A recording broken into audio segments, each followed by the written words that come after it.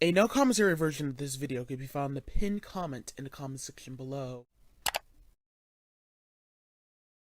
This video is intended as a game walkthrough. This is not a speedrun.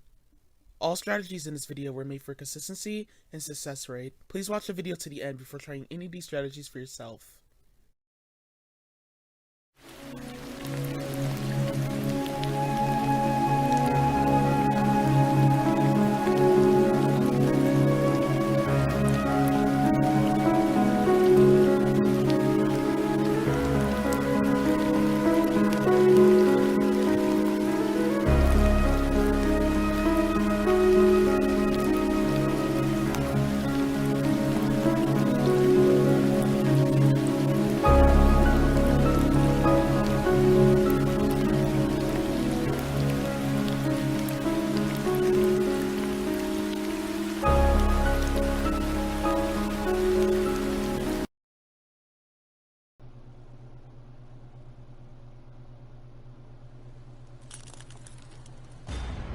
Hello everyone, this is a kill all, no save, no death run of Resident Evil 2 Remake on standard difficulty, and all files and Mr. Raccoons and 100% of everything and basically all enemies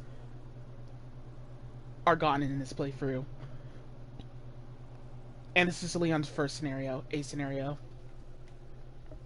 Look, man, I'm serious, okay? I saw this with my own eyes. Oh, I believe you, buddy. I believe you. Just tell us a story. Tell us a story. Okay, well, it was last Friday night. I was walking home from the bar, and this woman started coming towards me.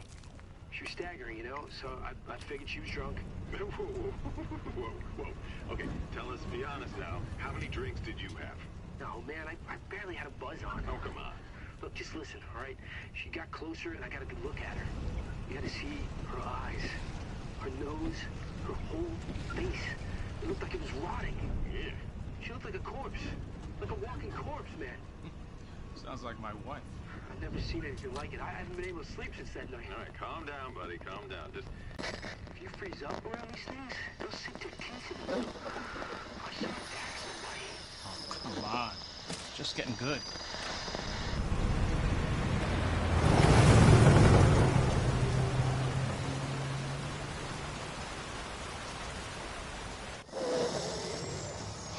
I need some sleep. Oh, shit.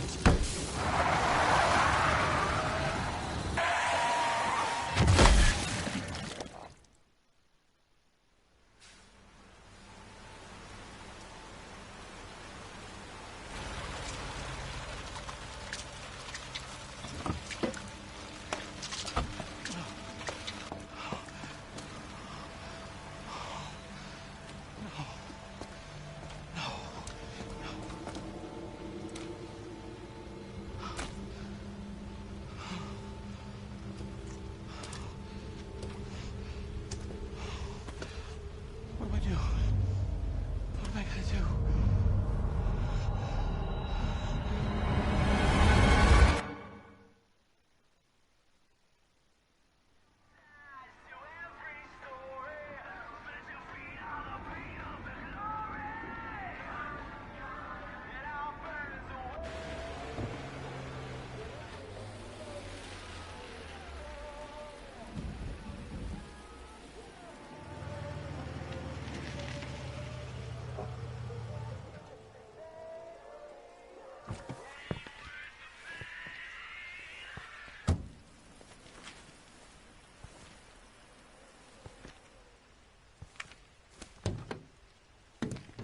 No one's around.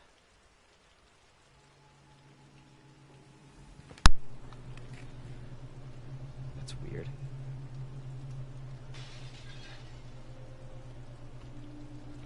So the 100% total to Resident Evil 2 Remake to get all the achievements is that you have to get all side packs, all gun upgrades, and all Mr. Raccoons.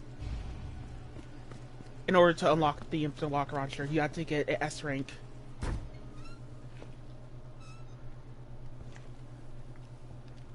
Hello? Anybody there?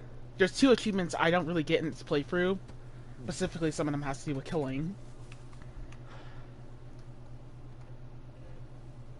Something's not right. Specifically, the Ada achievement, and I forgot what the other achievement was. Yeah, the no box You all achievement. right? Don't move. I'll be back for you. So you'll have to find other playthroughs to get those achievements. But I'm gonna show you the rest of the achievements in this video. Stop moving. Officer, you need help? Stay back, sir. I got this.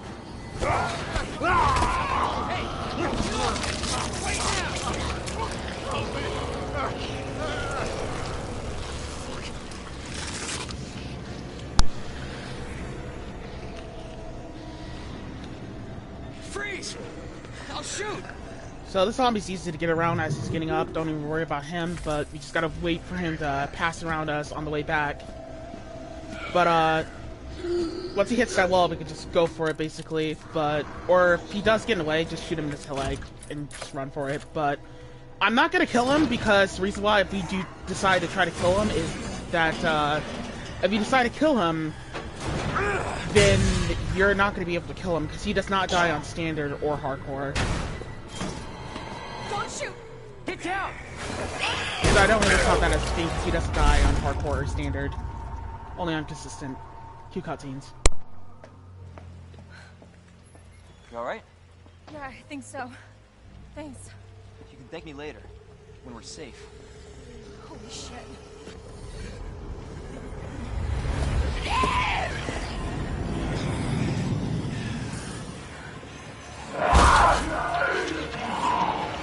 Come on! Get in! Hold on.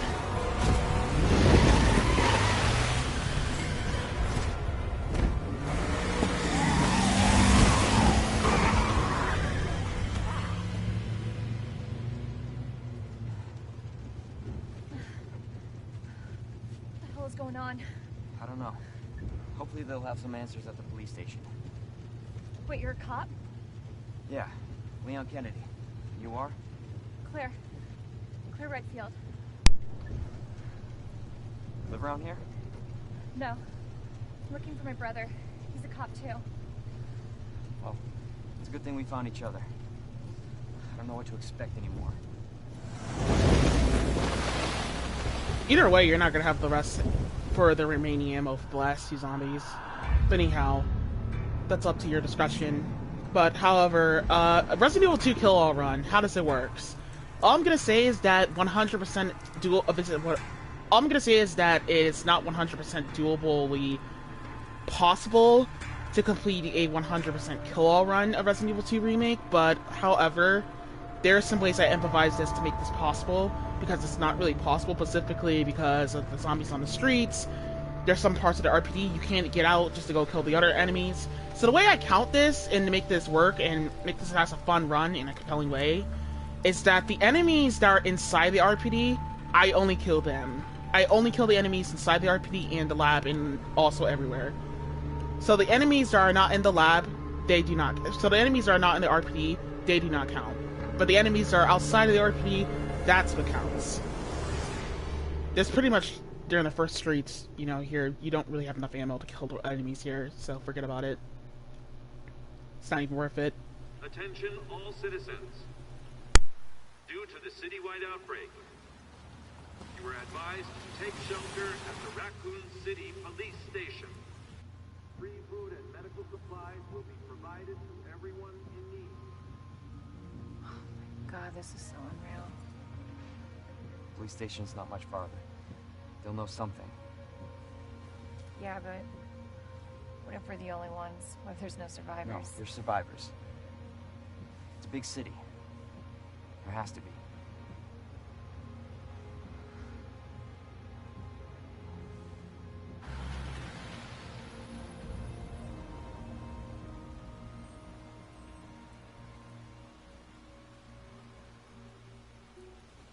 Looks like we're walking from here.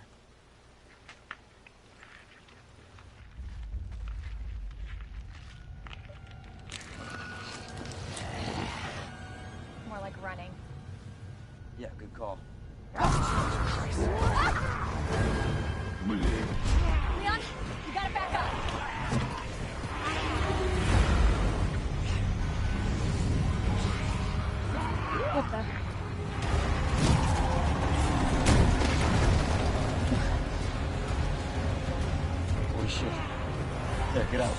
Get out now!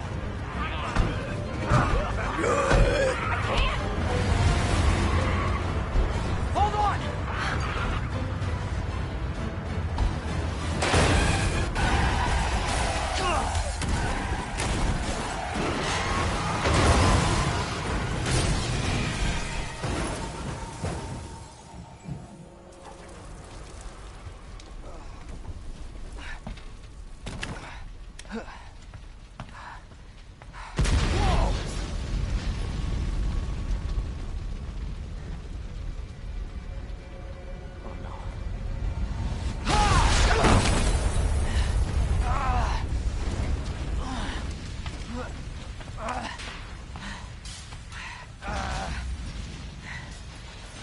Claire!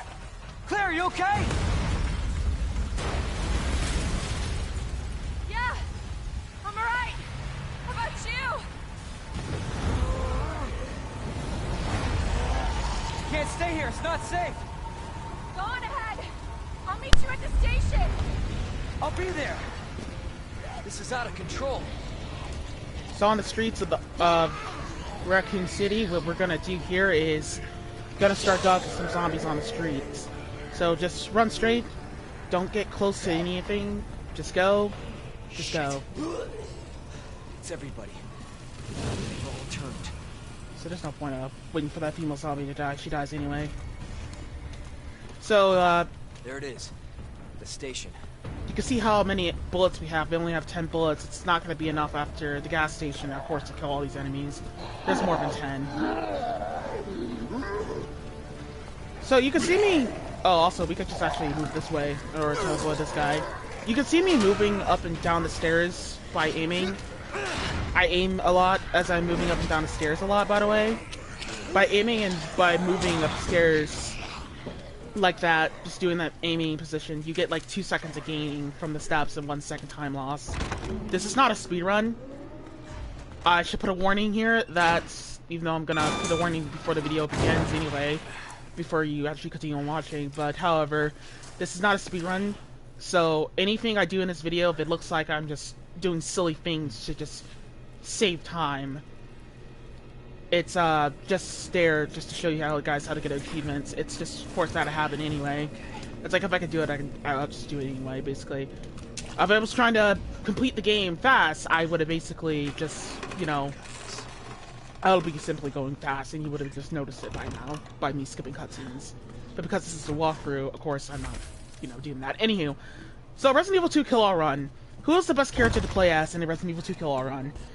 Suggestion is Leon, because even though he has a problem with the lab session, it's actually better to play as Leon, because Claire's Kill All Runs are actually quite boring than Leon's is. But, however, it's a little bit consistent, a little bit with some parts, but just when you get to the lab, that's the only problem. Jesus. There's 10 bullets there that Leon's get. Hurry! So he gets 20. Open up! Open this goddamn door! Please! Give me your hand. Help me! I got you. Give me your other hand.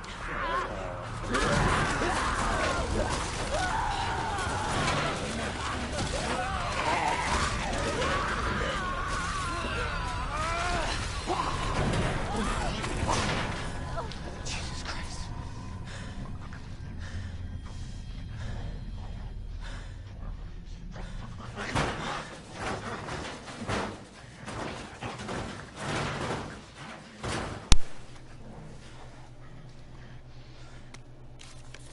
Oh, Ellie just got wrecked. So first things first, we're gonna sit right over here and let this guy bust through the door. Gonna do some focus shots, but we gotta let him get all the way inside the door, basically, so we can have him directly trapped in the door. But, this guy has a lot of HP. The other zombies here in the area does not have much as HP as he has, but he has a decent amount of lives. So some of the enemies here have low HP, but besides that one zombie right there, he has quite a lot, actually. Jesus! They're everywhere! So these two have 2 focus shots go down. This guy right here, I don't really recommend in the slightest taking him out, but because this guy simply is just not really worth the ammo to waste right now. But you can kill him later if you feel like it. I just did it anyway, just to. Damn it! I just did it anyway, just to get it out of the way. Then after that, we could leave. Come on. Just so I can get some more bullets anyway. Even though I'm about to get those bullets back in a little bit. God damn it!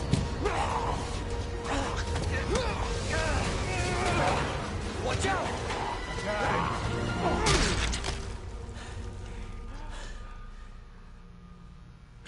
You're safe. For now. Thanks. Marvin Browner. Leon Kennedy. There was another off strike. I couldn't...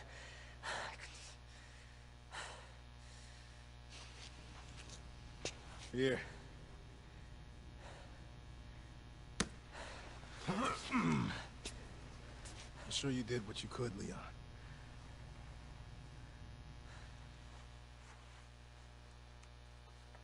Does anyone know what started this?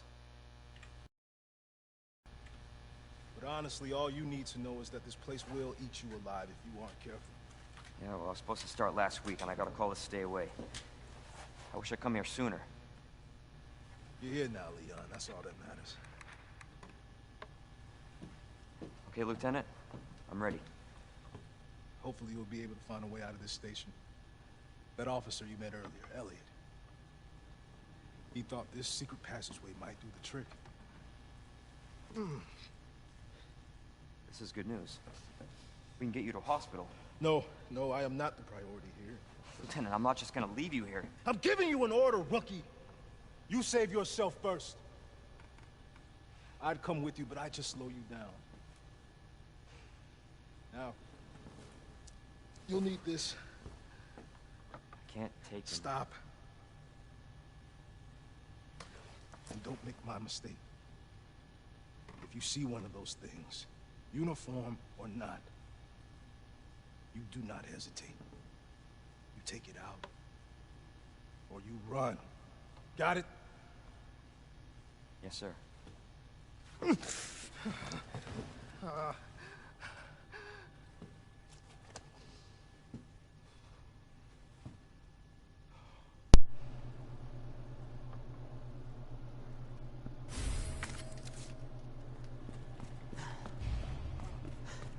Man, poor Marvin. So I guess I should start talking about some achievements. I mean, some other achievements you can get. This is not how I imagined my first day. No, the game mechanics. Focus shots. Focus shots could be doable just by letting the crosshair of your gun just close in and just doing a focus shot. And you'll do like about probably 15% more damage besides 12% damage from a handgun shot. So it's actually recommended. And the knife that Marvin gave us is going to be the most handiest weapon in the whole entire game. For zombies, personally. So I only use the knife on zombies. I do not use knives on bosses in this run, by the way. So, you know, once again. I do know the knife strats are...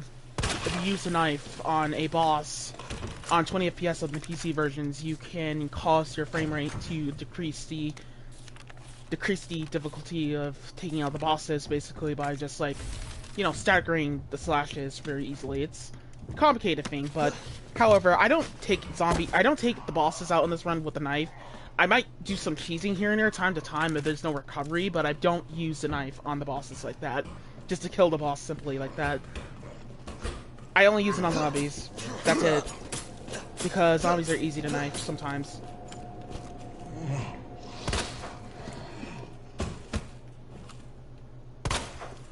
So that guy right there, you have 6 seconds to finish knifing him basically before he fully recovers. A little tip from knifing zombies most of the time is that once a zombie is down, that means they're tentatively hard to see if they're going to play dead or not. The resources in this game when it comes to knifing zombies is that you gotta be pretty careful on like telling from what their cycles are going to be. So if you know from personal experience what their cycles are going to be from playthroughs, then it's not that hard to tell if a zombie is going to be dead or not.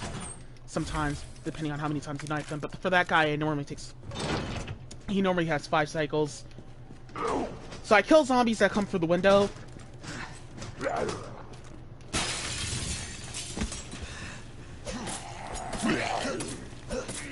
Zombies that comes through the window definitely is countable as a kill for me. This guy has hit in 2 cycles, so it's hard to tell if he has 2 cycles or not. So for this guy coming up right here, he has 2 cycles too, sort of.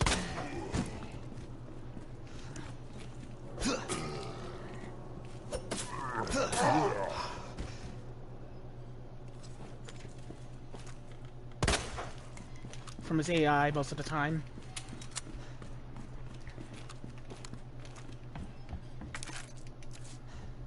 Most of the time, depending on which zombie it is, most likely the hard ones during the first parts has much more HP.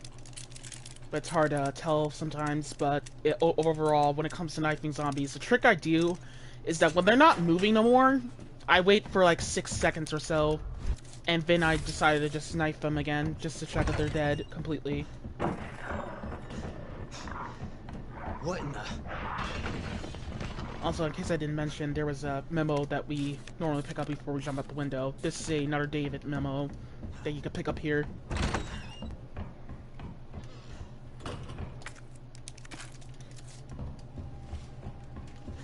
Because normally if you wait the 6 seconds to wait out, you normally can get them to wake back up. Or probably 10 seconds, depending on randomized it is. So there's a file there. There's the first hit patch you get there on standard. Leon, it's Marvin. I need you back here ASAP. Are you okay, Mark? I've got something to show you. It's important. Copy that. I'll be right there.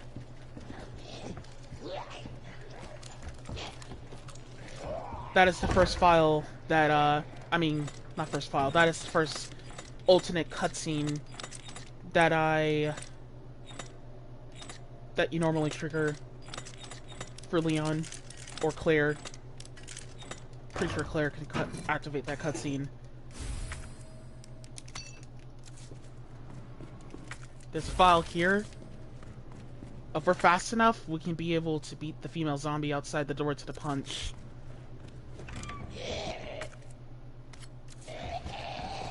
That's what we successfully managed to do, besides failing it. Really, I should have never picked up those books there, but anywho. Because I wasn't really gonna need it. But I'm not gonna really kill that female zombie quite just yet. I'd rather take her out with the shotgun because we don't want to waste too much handgun ammo. Handgun ammo is not always worth wasting so goddamn much. Because we need to save some handgun ammo for the first boss in the game. So we can get that last solution right there, and then we can go activate the next cutscene for Marvin. There you are. Come here. Take a look. Yes! I knew she'd make it. Oh, you know her? Yeah. Name's Claire. I came into town with her. You can get to that courtyard. Through the 2nd floor. East side. I'm on it. Thanks, Lieutenant.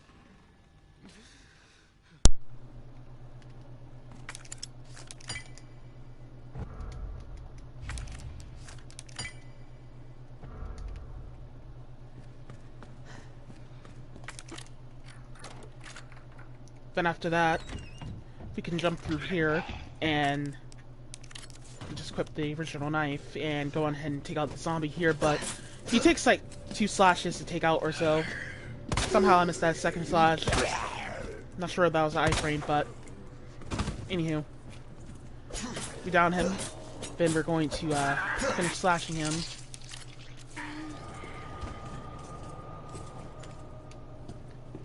And while the event is re-triggering, I'm just gonna solve the solution real quick as I'm speeding up the time of him waking back up. He has like probably like, I'm not sure, like probably three cycles or so. Yup. 3 cycles. But once he gets fully up, that's when you gotta back up immediately, because you don't want to get that close, because he's gonna start lunging. We come here first, after that cutscene, just to get all the files here in this room. Leon Easter egg. The Mr. Raccoon everywhere is right there.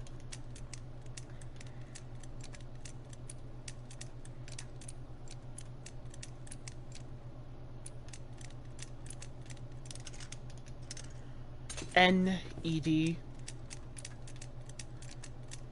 MRG to unlock the solution here.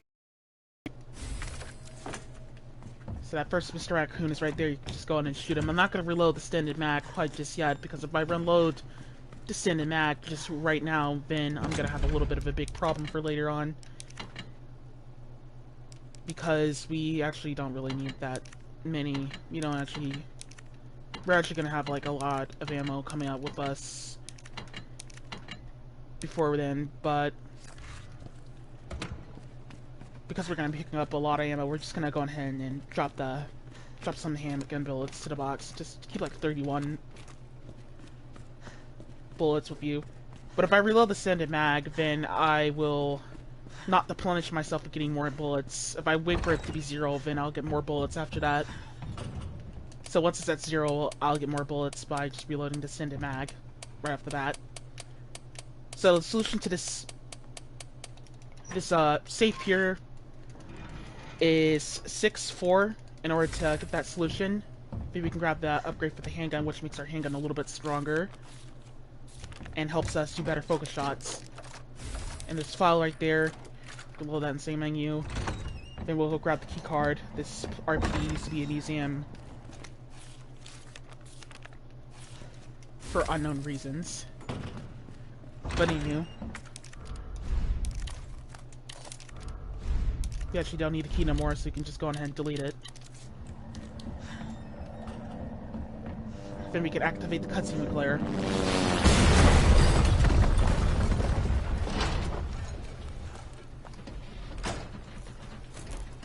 Need a key card. Leon? Claire! Hold on! I'll be right there! Okay. I'll explain more in a minute. Anywho.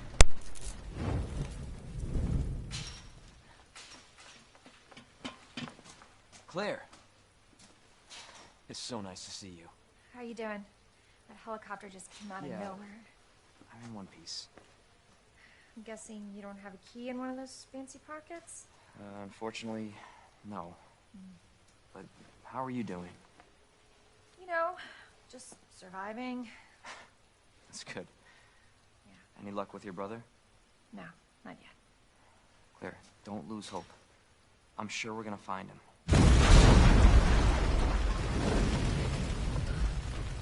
Damn it. You know what that means? Yeah. Dinner time. Claire, I think you should go. Don't worry about me, Leon. You take care of yourself. Claire, you need to go. Now! Okay, let's get through this. Both of us.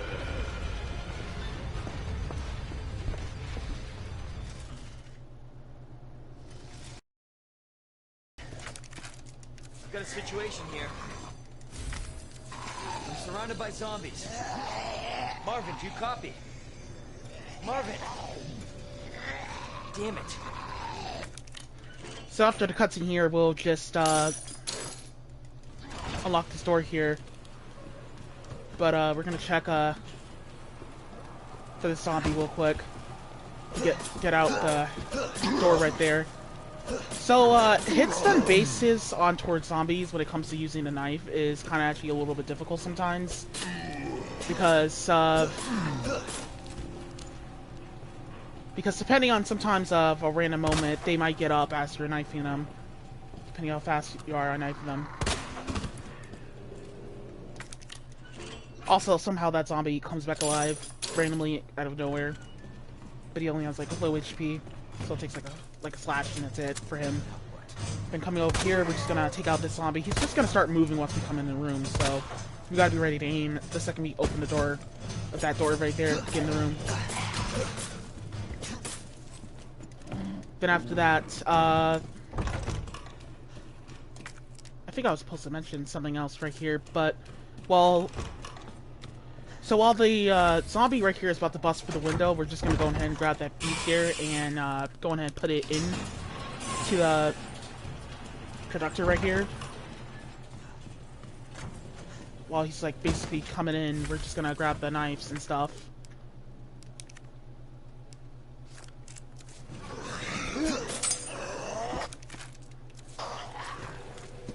And then when he busts us in, we could just finish knifing him down, but kind of actually messed up there on that setup.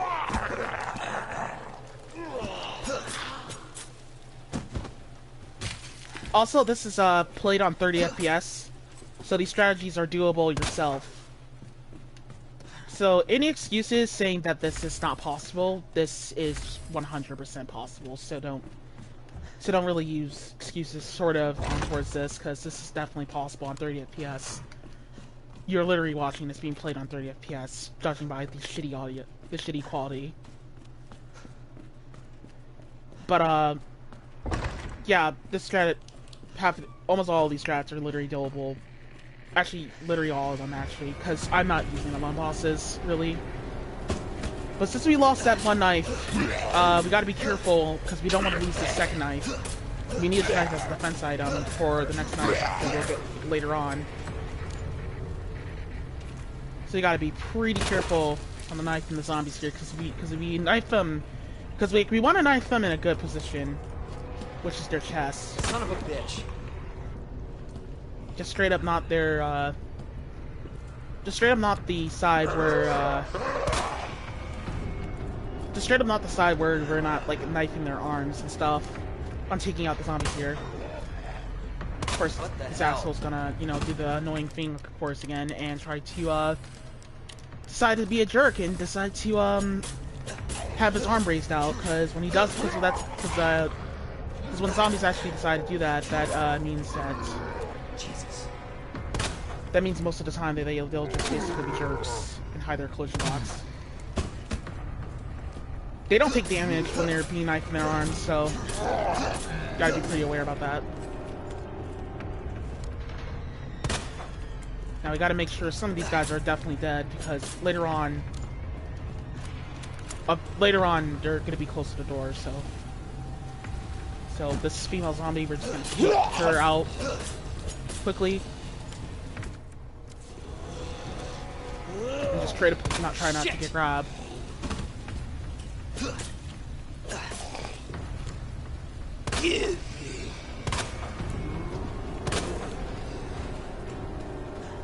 But yeah, you can see the focus shots do more damage. Doesn't really increase the crit rate like that, but after we take out those two zombies, that's when we could just go straight to the door right here.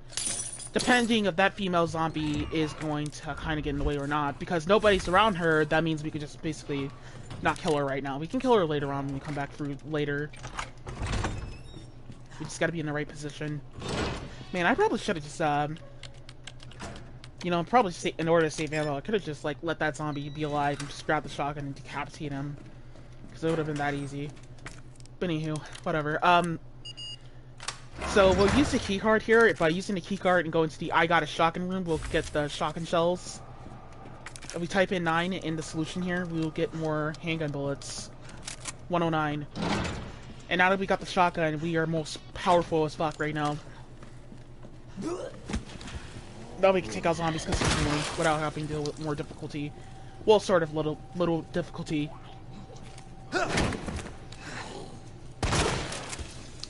Just let that female zombie drop down there. I always like let her drop down there. There's no point of like going upstairs, because she might wobble and it's gonna be difficult to just simply decapitate her.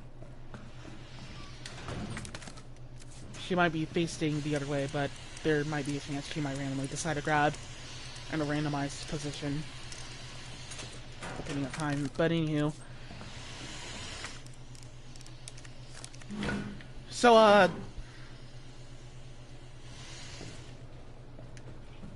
but basically with the no longer sort of used with the handgun. We could use the shotgun the whole time in order to get on to taking out some zombies, basically. Because now we have a better gun that is actually a better idea to take out zombies, besides them just taking a lot of ammo and just shambling a lot with our bullets. Also, the first Mr. Raccoon is right over here. Just go ahead and shoot that. Then we can pick up more shotgun shells. Pick up the flashbang. I should have just picked up the med spray. Actually, I don't actually need it. I only picked that up as Claire. Always as Claire. We're gonna start walking, but it's always the best. It's always the best, basically, whenever it comes to Resident Evil kill-all runs, and even just in general with routing. With routing, really, it's always noted that you have to use the right ammo, not the right ammo, but like the right gun on an enemy, not the wrong ammo.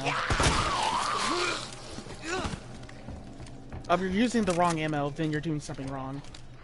I mean, if you're using the wrong gun, then you're obviously doing something wrong. If you're not using the right resources to take out a zombie or enemy in general.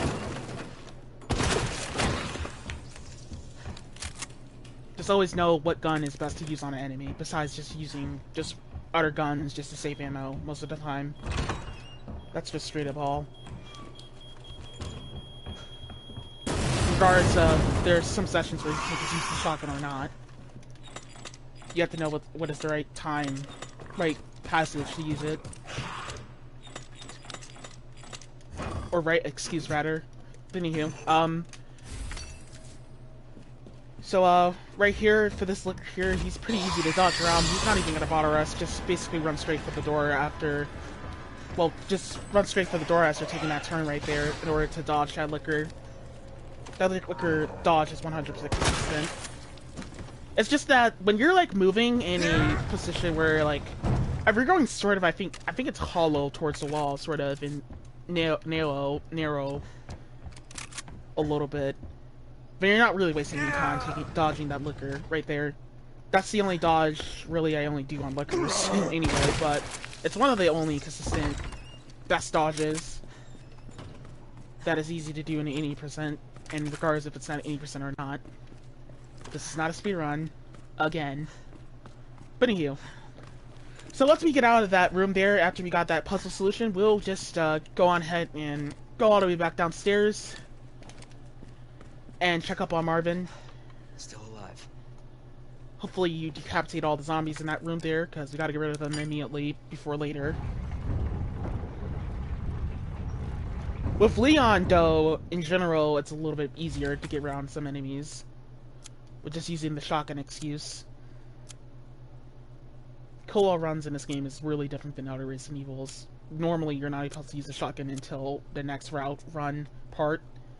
But anywho. So that's basically about it. We could just, leave. I'm just checking right here if I needed to grab something, basically. And that's it. 2 cutscenes.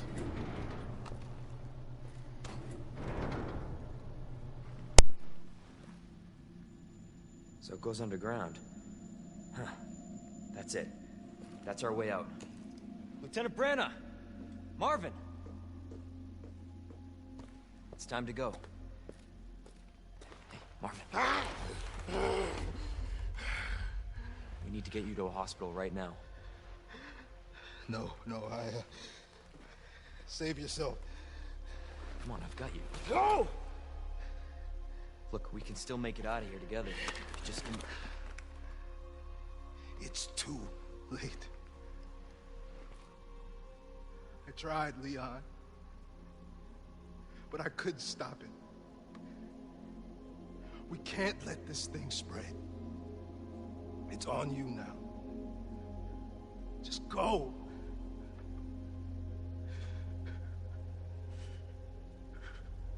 I understand.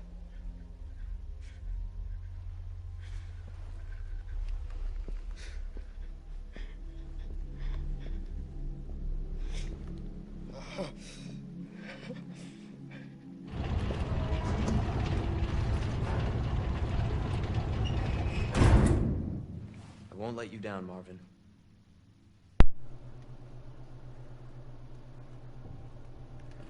We should have at least 100 bullets. At least 100 bullets for the first boss in the game.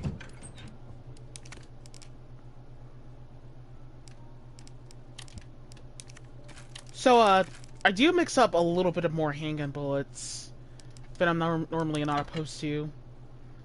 But because this is the killer run and you get a lot of yellow gunpowders.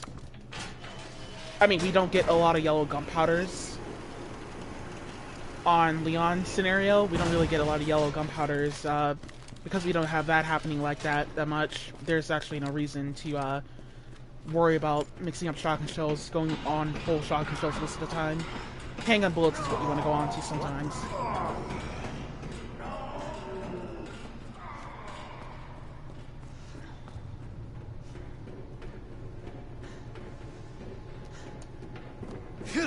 Also, throw your flashbangs away. We do not need to use flashbangs at all. But yeah, we got 100 bullets.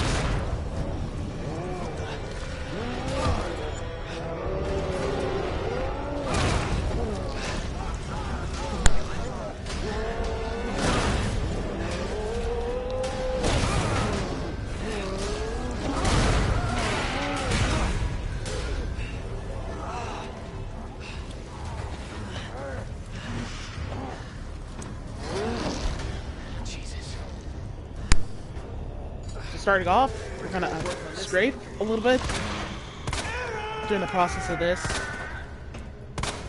I managed to get an eye shot right there, basically. I didn't really expect that, but anywho. So, when he starts rocking, that's when we need to start backing off immediately. Then his eyeball's gonna grow out, and this is where the fight really does begin. And this is gonna be the easy part, basically. We just, back up. And, go in circles with working here. With G1, just you circle around with G1 around the little area, you can basically just decide to manage to dodge deal G2 right here and just going in circles. If you're playing this on hardcore, you are gonna have a lot of ammo just to take this out. So right here, this is like the part when I was talking about that I only used the knife on, like, once, I think. I think that was like the one time. Because my knife was gonna break, so I kinda decided to just go for it on a knife slash. But anyway, because he wasn't really recover, I just went for it anyway. Just to save some bullets here and there time to time. So I'm just really doing a lot of focus shots just to, make this boss not take every single bullet. Still gotta save a little bit of handgun bullets for later on.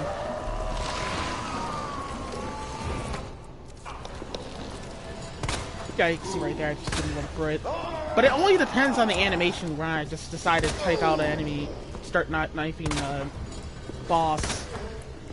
Which, this is the only boss really I do knife. Though, in general, this is really it, but it only depends on the animations that I just go for a knife slash, that's really it. But the knifing animations are slow. I mean, of the knifing animations, I would say, like, the recovery animations, really, like, that's the only one time. Like, when he does that animation, it's like, depending on how fast enough you are, you can just knife him and just run up and back off. Now he's, like, sort of in the last phase. And, oh, I actually fucked up there because, that actually quite scared me, because he actually, because Leon actually ran into a bad position right there. Now I can't get grab. Isn't that just interesting? But yeah, is it recommended to do that? No, it's not recommended. Just as it's not recommended to just shoot him in the eyeball. Just really, it's not recommended to do any of that type of stuff. That's just force out of habit I do. Not even worth it. Just shoot him in his arm. Just don't shoot him in his arm. Don't shoot him in his eyeball. Or don't really knife him at all. Just basically just shoot him in his chest, because he's taking more damage when you shoot him in his chest. The eyeball slash is just sort of a little bit. That's just it. Somebody's watching. It's not that really worth it. That's more unsafe routing. It's not mandatory, but I did it out of force out of habit most of the time. That's really just straight up all.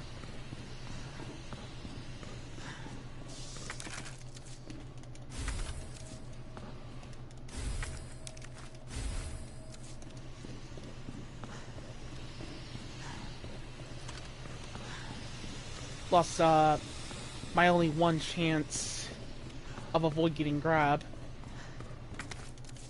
But, we're gonna get another defense item later on, so we just gotta not get grabbed for the whole rest of the parts. For the next, say like about, sort of a couple minutes or so. Because we're about to get insert back into RPD in a little bit. So, for the kill-all run, a kill-all run is only possible to do on all difficulties. You can just do it on all difficulties, but the reason why I do this on standard is that, besides hardcore, is because it's actually not possible to do this on standard. I mean, it's actually not possible to do this on hardcore with the gun routing and not the routing of ammo. It's possible to kill all enemies on hardcore. It's just not really possible to get all the guns and upgrades to get 100% of everything. So some of the side packs, there's only like 3 side packs on hardcore. So on standard, there's like 6 side packs, and with 6 side packs, you basically get a little bit of better routing and management a little bit, but not that compelling overall. Just strict routing and management is really what I go for here. But in general, though, that doesn't really matter. In general, though, with getting 100% of every single thing in Resident Evil 2 Remake is not possible on hardcore. It is only possible on standard, or consistent with whatever you want to play. But, however, though, on standard, you can get 100% of all the items here. All the side packs, all the files. But on hardcore, not really. You can only just kill all the enemies, that's really it. That's the only thing that's possible on hardcore. Need a key card. Hardcore for this playthrough. With just ink ribbons, a little bit. You gotta be kidding me. Get off of me!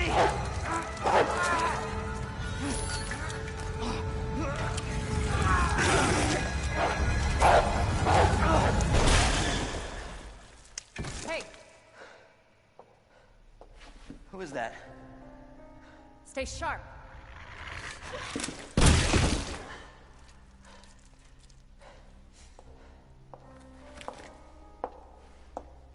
Lower it. FBI. Sorry. Thank you. For your help. Surprised you made it this far. FBI, huh? What's going on here? Sorry, that information's classified. Where are you going? Do yourself a favor. Stop asking questions and get the hell out of here.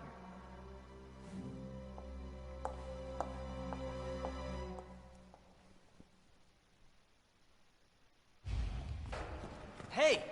I'm not done talking to you! Alright, so here's a excuse that's about to happen a little bit. A real excuse that I made. So, I only kill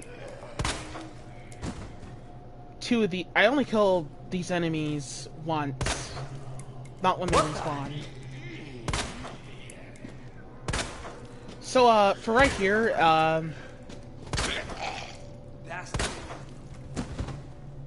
I really only just killed this guy, really, but, however, these guys right here, they have, like, low HP, 0 HP. So if you kill them, they're just gonna die one by one shot, but, however, though, these guys are gonna respawn, though, when you come back through here, but for a long story short, I don't kill these guys when I come back through here. Only once, through the first pass. Hello? Hey. I don't believe it. A real human. Hello, human. You been here long? Long enough. Are we the last ones alive? No, there's a few of us. Huh. That's good news, I guess. Yeah. That's of course Irons sent you. Irons? You mean Chief Irons? Is he still around? Who cares? Hopefully he's somebody's dinner by now. What do you mean by that? He's the bastard that locked me in here. I'm sure he had a good reason. He did. I was about to blow the whistle on his dirty ass. I'd have done the same thing to him, I guess.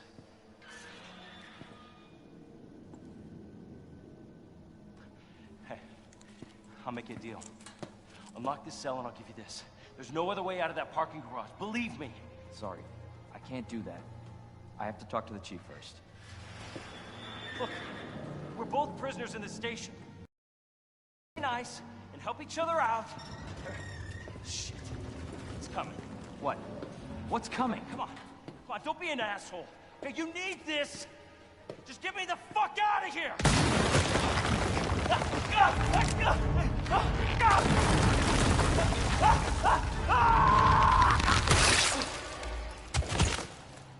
Oh my god.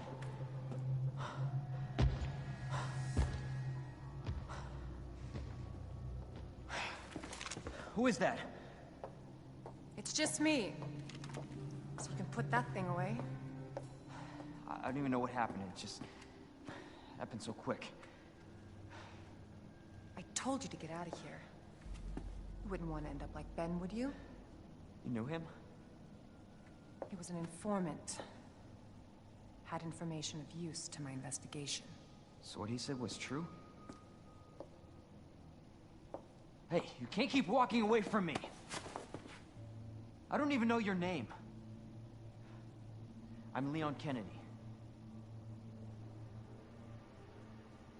Find a way out, Leon. Before it's too late. Then we'll talk. Name's Ada.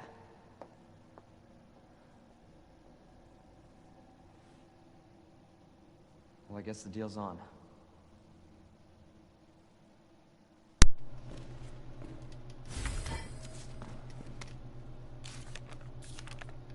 So there's a crank here and a file right there. So back to my excuse on why I do not kill these enemies coming back through here later.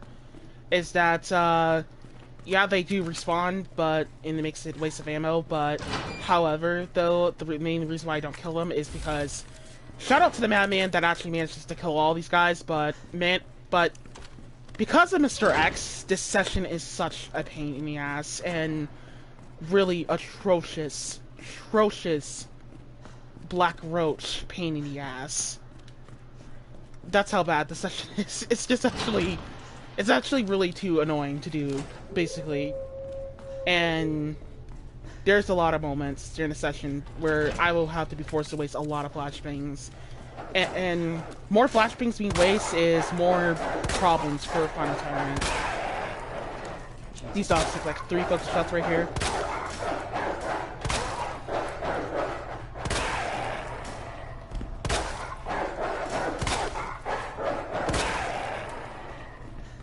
To the head.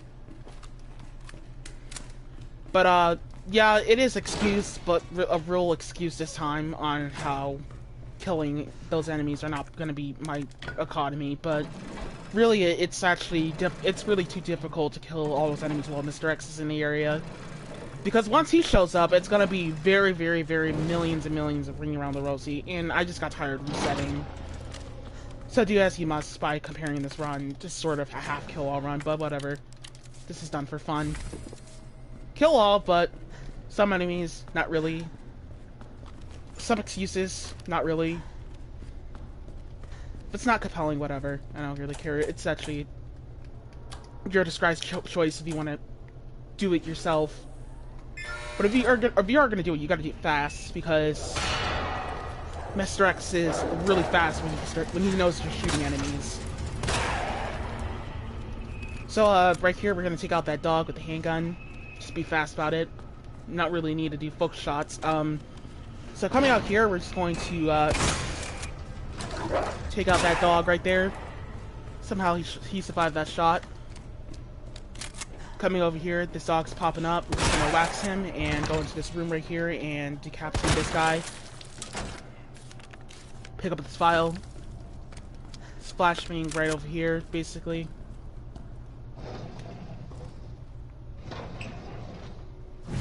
Let's go ahead and pick that up.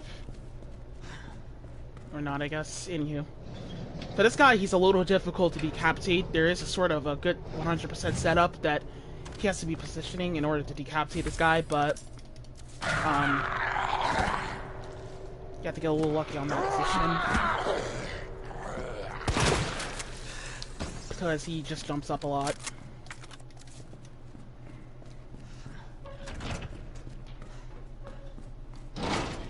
I should have really unequipped the flashbang, but whatever. The dog's popping out.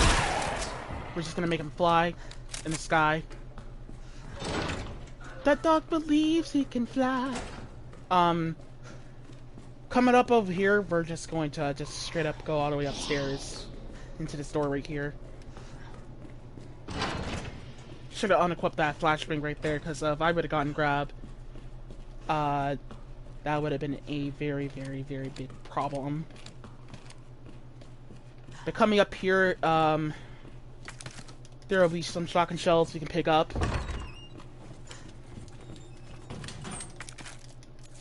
Some shotgun shells, handgun bullets in this room here, and there's some active rounds, and another Mr. Raccoon you can go ahead and shoot right here. I would waste some ammo just to shoot that, but just a position on where it is could be shootable, honestly. But in the interest of the success rate, I'm not even gonna show that. So we'll throw that. Okay, thank God I did. So we'll throw that flashbang away for right now. Throw everything away in the item box here, and then we'll take the is that necessary? I guess it was that necessary, but we'll go ahead and take the red book with us, basically, for the next section right here. We're about to pick up another dagger. We're gonna go ahead and decapitate this zombie right here. There's 3 zombies right here. Oh gosh. Man, that was such weird. Somehow that zombie managed to spin around 180 degrees and has some random iframes there. That was actually really confusing. I got hit, unfortunately, but that was a weird 90-degree turn that zombie weirdly randomly made. That was sort of confusing. That shot should have really connect. I actually have no idea why that did not connect.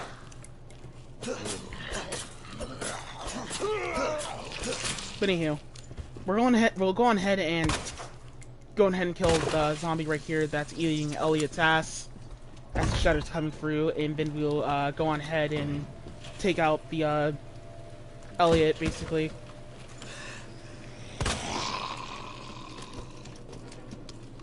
As he's getting up. What the fuck?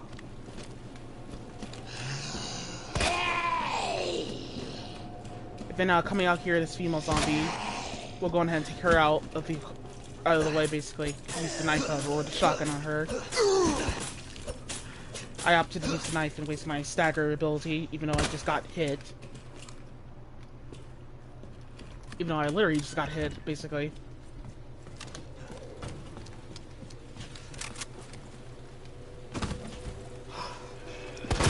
I really should have just used the handgun on those 2 zombies, because I already know a strat where I could just go to the stairs. I guess this was the run before I did that. I guess this run was before I actually decided to use that strat.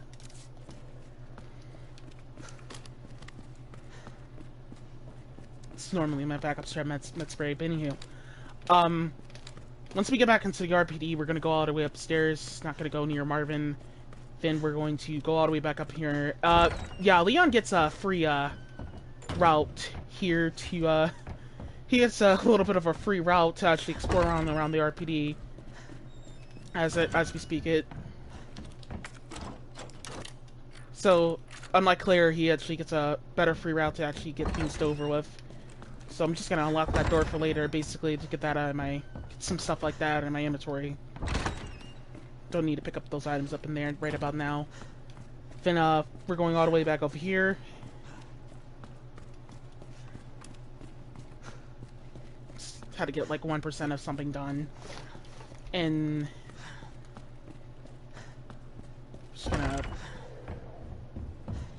go use the red book in this room right here. In this, I think this is a storage room. I actually have no idea what this room is. Anywho. But yeah, we're just gonna use the red book here.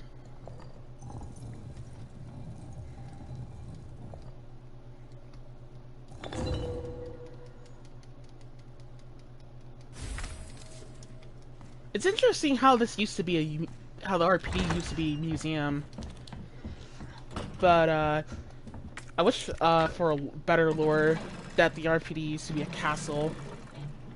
That would actually be much more compellingly fun to actually notice. And it was sort of established into an RPD setup. I messed up there, I meant to go downstairs. Anywho.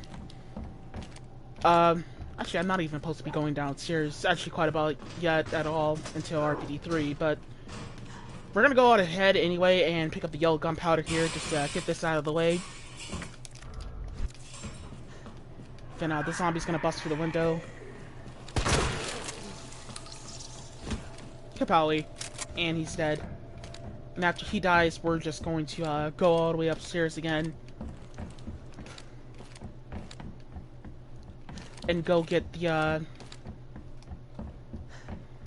other items in this room coming up right here. So for Leon, I normally don't really like attacking these guys here because these guys are actually obnoxious to attack, basically, but if you're really good at decapitating, these guys are not that bad to just wipe out and get rid of off the bat.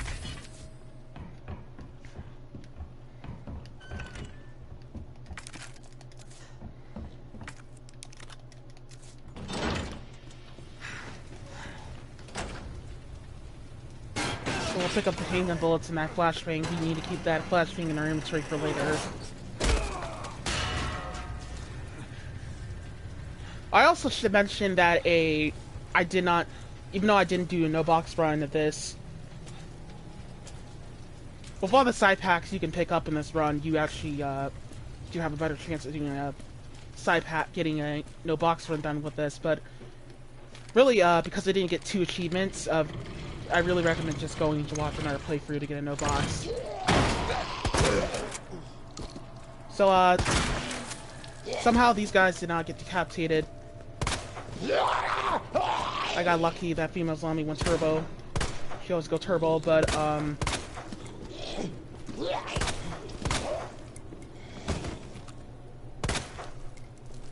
was actually confusing how that female zombie there didn't get decapitated. I mean, or that one zombie didn't get decapitated.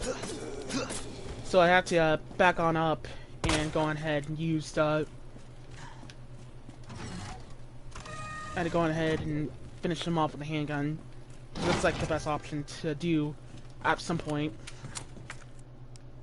Because you'll just continue on depriving yourself at some point with the ammo. Then we'll drop the handgun bullets. Really, we should just drop the handgun in general. And then go on ahead and just get rid of the yellow gunpowder, because we won't need that until later on in the game. Very later on.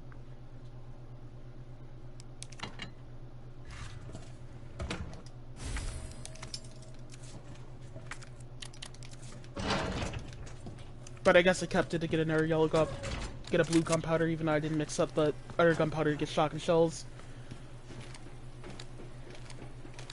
Then after that, we're going to go up here and we're going to pick up the we're going to go ahead and pull the lever here after we use the other lever downstairs, and then we'll trigger the appearance of Mr. X. Jesus Christ! So that's how you get the achievement of shooting off Mr. X's hat off, right there. All you have to do is just do that, and you'll just get that achievement right there. The no hat achievement from Mr. X.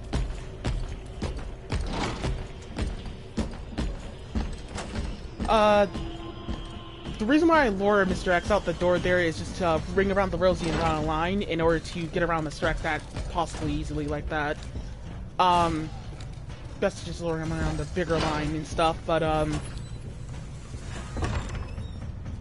But if you're fast enough, and most of the time, if you're like just aware of where you're going, and you took out some enemies off the bat, and you kind of actually know where to go in order to avoid Mr. X most of the time, then Mr. X is not that difficult to avoid just by following my routes.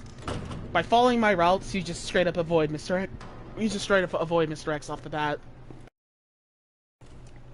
Specifically this liquor right here, because Mr. X is not going to catch up to us because we were fast enough. That liquor will despawn once we go in the room and re-exit the room, basically. Wait for the music to despawn away.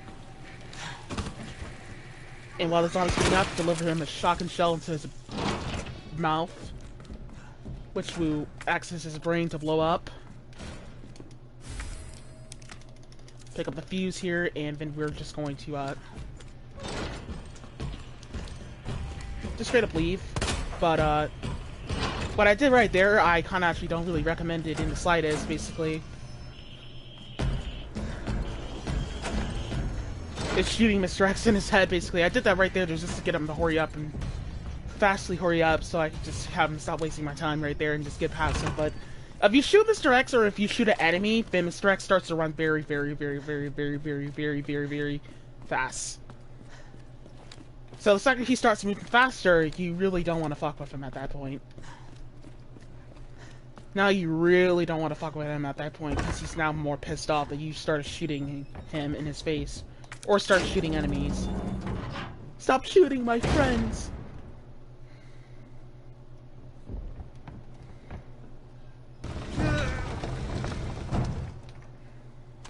But anywho, that's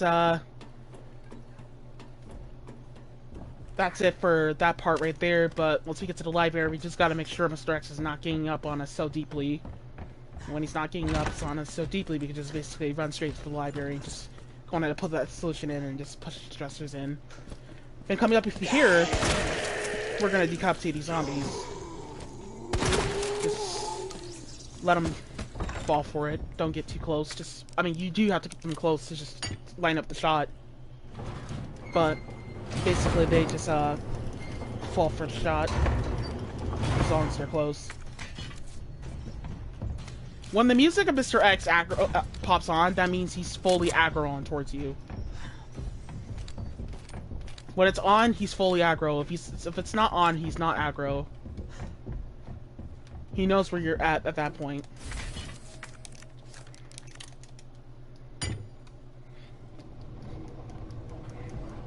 Mr. X will not come into this room and fuck you over. Just fuck you in this room, so don't really worry about it. Normally you will think after him going through every single room in the building, this is like the only room he just does not go through. So there's a Mr. Raccoon right here, we can go ahead and shoot that. There's some rooms that Mr. X can't come in through, which is the, just straight up more likely the big areas Mr. X goes through. It's more likely that, but there's some areas that, I guess the developers forgot his AI could have just went through. Is normally, here, I guess, but because, he's not allowed to go into save rooms, because the purposes of that is to obviously save your game and save, but zombies can go through save rooms, by the way, but it just depends on which save room they can go through. That's just all. Hope I don't have to write a report on this. Mr. X just can't go through save rooms because he just straight up, will be a pain in the ass to deal with if he goes through a save room. So, I'm checking where Mr. X is. We have the good pattern in our hands, so we can have a clear shot straight back to the other side of the RPD and get out of here. Basically, now that Mr. X is that way, we can just take the shortcut way. This is a good pattern to get in the 80%. Instead of getting the bad pattern, because if you get the bad pattern, the run is over in 80%, but in a no death run, it's actually good RNG if you get a good pattern right here. Because there's always millions of ways you can actually avoid Mr. X this way, because it's a consistent pattern. Now really I should have just went straight to the RPD parking lot and left, but because off of me forgetting that I'm not supposed to do this strat, because Mr. X can't just bust through the wall here or catch up to me because who knows if he's still chasing after me, but sometimes I always forget to do that. This is actually not recommended to go here first, but I guess I did this just to get out of the way, I guess. And just get the file and leave. Then after that, we'll grab the file. Now, depending on RG, Mr. X might teleport here. Speaking of teleporting, here he is. So, as long as you run into the room here, that Mr. X just, in a funny way, thank God that Mr. X just doesn't come in this room here, but he doesn't go for the room here, but however, what happens to what you want to do when Mr. X teleports here, here's the thing you need to pay attention to. Another thing you need to pay attention to in order to tell Mr. X to aggro on towards you is that if you're running, he'll aggro. If your audio's turned up, then you can notice that you're running a lot. So if you're just simply walking, he won't catch you and know where you're at, because he can just follow your hearing of your running sound. But if you're basically most of the time, if Mr. X sees your flashlight, then he'll aggro. So it's most likely stealth. Then it is hit and miss, or sometimes. What the? But Mr. X is just another area that Mr. X can't come through, thankfully. If Mr. X could come through this area, we will have to decapitate him. We'll have to decapitate some of these zombies, but anywho. So for these zombies, if we just sit down at the steps, they will not aggro. But normally for that area, if Mr. X does teleport on you there, what you really want to do is just pay attention to where Mr. X is going and go the opposite, and just make sure you're being careful with the opposite ways you're going. That's really it. Not that difficult to avoid him in that section there, but it is RNG of you'll be able to get out of there consistently or not, without him randomly deciding if he wants to camp the area or not.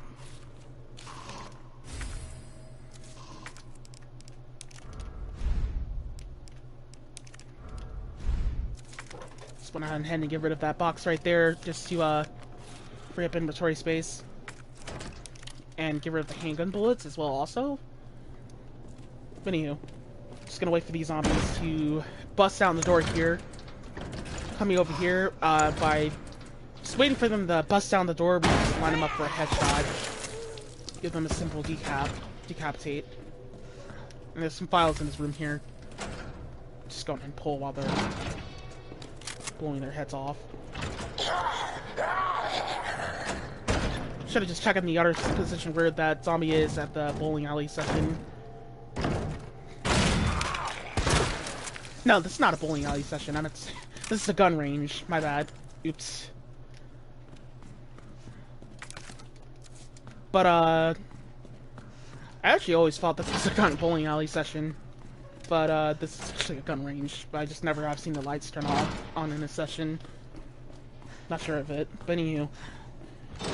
So coming out here, this is the RNG part. Basically, depending on where the dogs are at. Sometimes the dogs might aggro faster.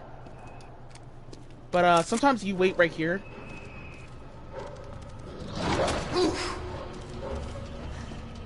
Sometimes the dogs will jump through the position right there, but sometimes they'll just be assholes, of course, and just go the other opposite or something.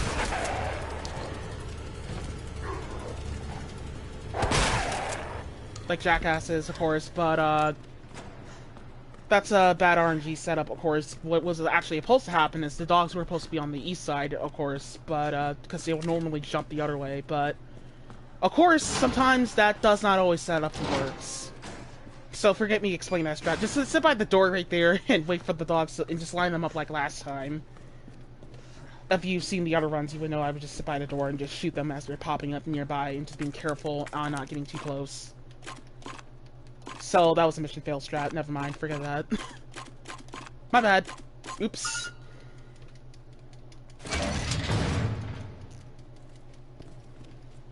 So we'll clip the flashbang right here.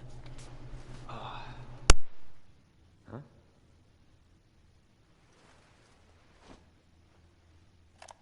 Yeah, but that doesn't explain the rumors about the orphanage. I just find it way too coincidental Umbrella is one of the benefactors.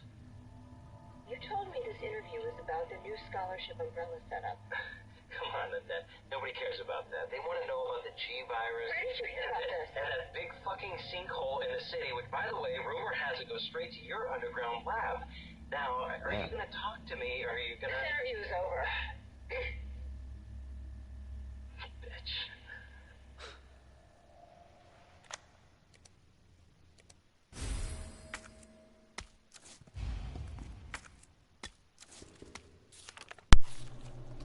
So that file right there What are they after?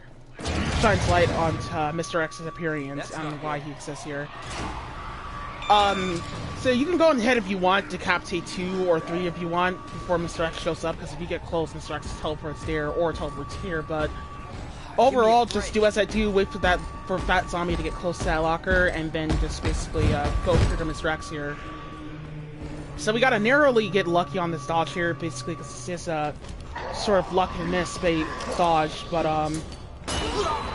in order to get to work. But if you throw the flash, if you ring around the circle with Mr. X, you can just get around him that easily like that.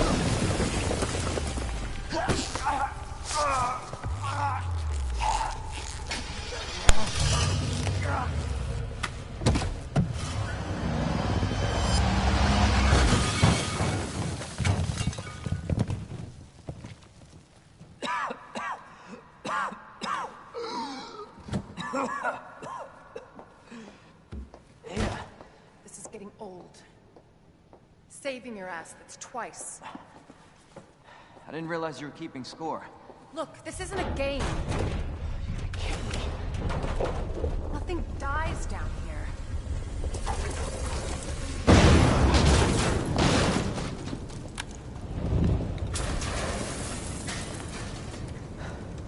take it you have the key card.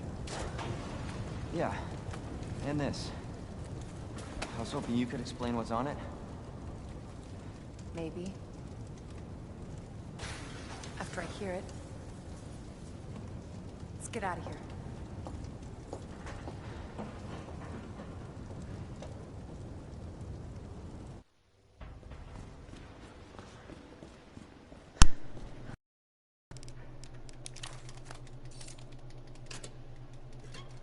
So at this point, there's just cutscenes going on. There's not much to talk about except just play cutscenes.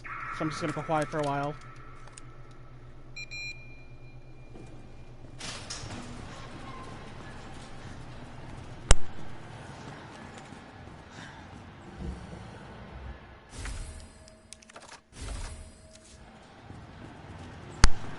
So to upgrade to that handgun there is to do a little too late type of thing, but should have just picked up earlier. It's not like I was gonna use it like that ever again, like that.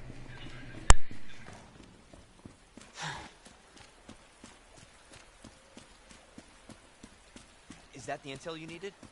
Unfortunately, no. Ben didn't come through. Well, what exactly are you looking for? More info on the people responsible for this mess. Road's out.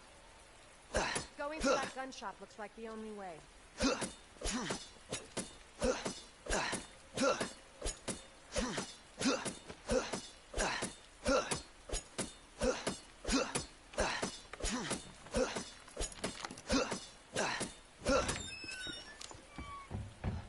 What a mess.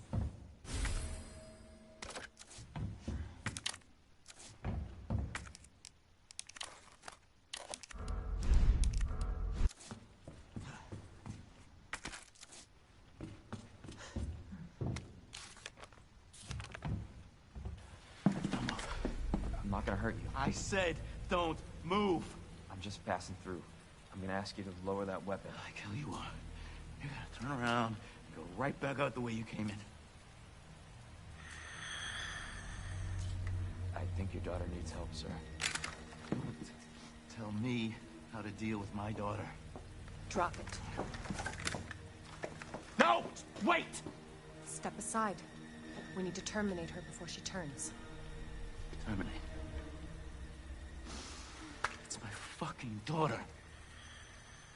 Ada. Just let them be.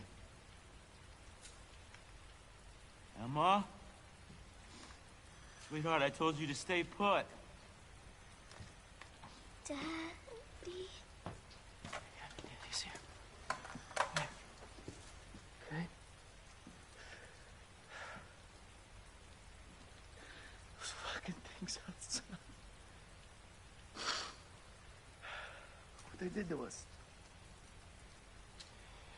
You're a cop. You're supposed to know something. How did this happen? Huh? She was our sweet little angel. Mommy? I was sleeping, honey. Okay? And I'm gonna put you to bed too, okay? Emma.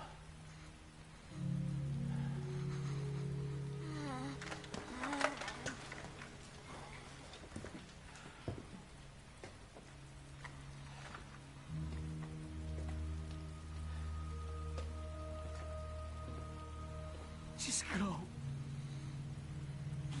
Just give us some privacy.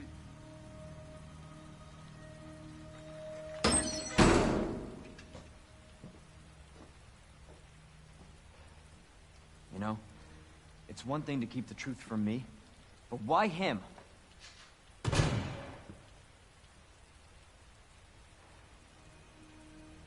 I want to find out what's happening here, and stop whoever's behind it.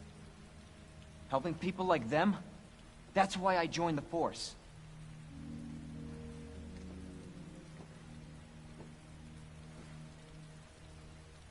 My mission is to take down Umbrella's entire operation. We may not make it out. Whatever it takes to save this city. Count me in.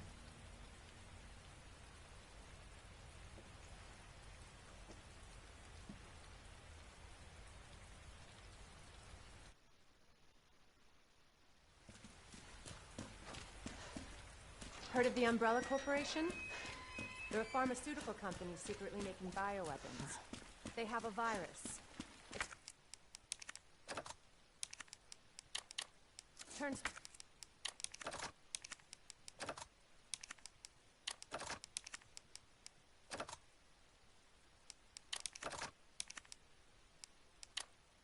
people into indestructible monsters. That explains the horrible things I've seen.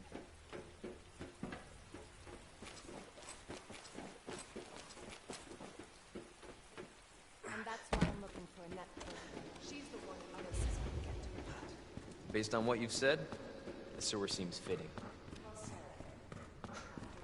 Gee, thanks. Can't imagine a real scientist being down here. Come on. Sewers are run by the city. How could they have a facility without the authorities knowing? Jesus! That an earthquake? What the hell?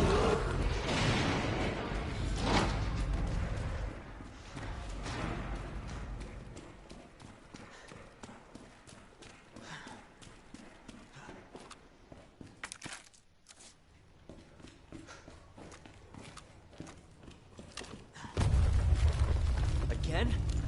It's not too late to turn back, Leo. No chance. You're stuck with me to the end. Ugh. You sure this is the right way? Unfortunately. Wait there.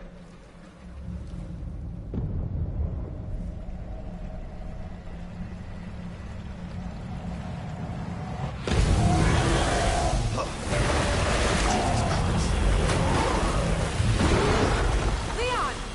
Get out of there!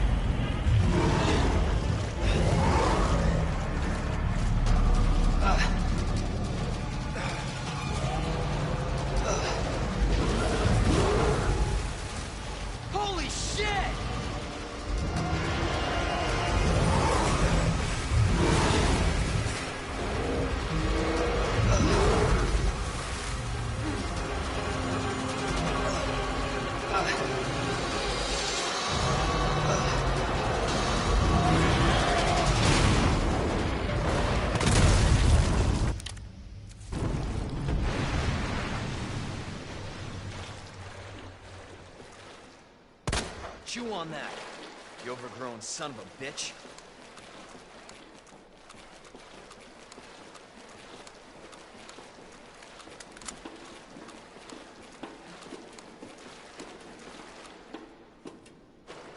Leon, up here.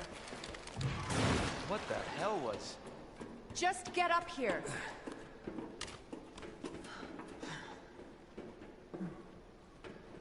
Can't say I didn't warn you. You said the virus turned people into monsters, not reptiles. Fair point. I'm just impressed you made it in one piece.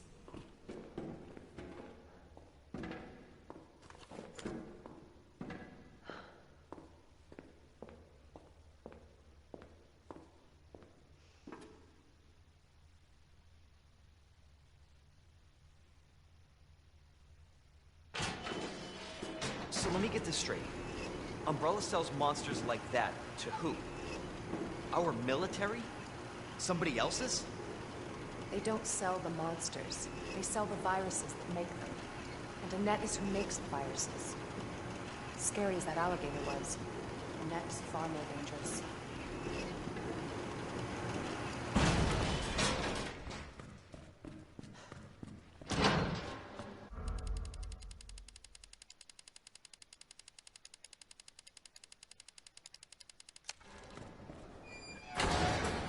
Definitely William's handiwork. Identify yourself. Annette Birkin. She's who we're looking for? Not much time. Need to dispose of it. We're here for the G-virus. That's not gonna happen. I'm warning you, Doctor. Oh, yeah? Hey! Stop!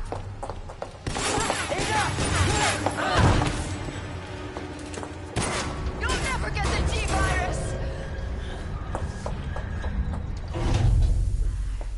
Didn't expect that from a scientist. Leon. Forget about me. Just go. Stop her before she gets away.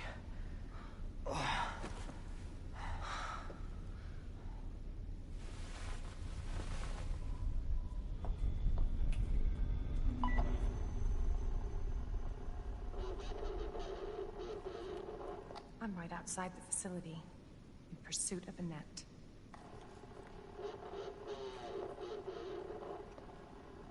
If it's not on her, it must be in the nest.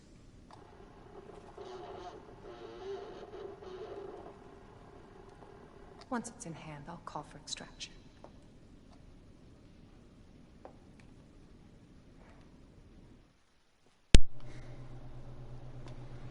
You So can for run, Annette, but you can't hide. Except for Ada, it's for her session. It's nigh and impossible, honestly, to kill all enemies as Ada. It's secret really weapon time. just straight up impossible because Ada's handgun is so weak that you would get insanely lucky. You have to be the most luckiest person in the world, probably, to at least get all decaps in a session, which I successfully probably honestly recommend, just straight up honestly, get lucky on kills, because it takes literally a whole clip to kill all the enemies here. I mean, just to simply just take out the first enemy anyway. It just literally takes a lot of clips, so many clips, it's absolutely ridiculous. So it's honestly RNG as fuck if you actually manage to kill all the enemies. Really what happens here is if I don't decapitate or end up getting any lucky kills, I really just in general, I really just decide is, besides that, what I do instead is just skip the enemy, or just get lucky on killing the enemy with an utter pickup route of bullets. But because there's not really enough bullets, it's actually impossible to really get this session down to task.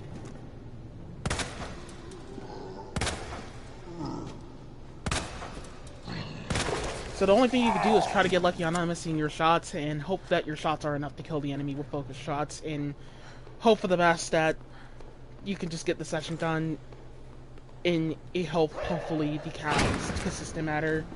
Overall, you're unlikely to get this session done of killing every enemy.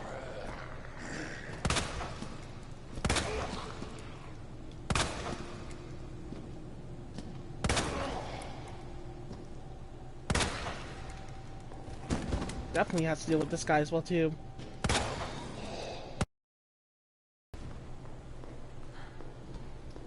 Now, if we go over here, well, there'll be a flashbang and some more handgun bullets, but like about 19, I think, or 18. I'm not actually quite sure. To kill with Misty, but she's going turbo. Turbo Misty ain't worth shooting at that position right there at that point. Not in any position, but.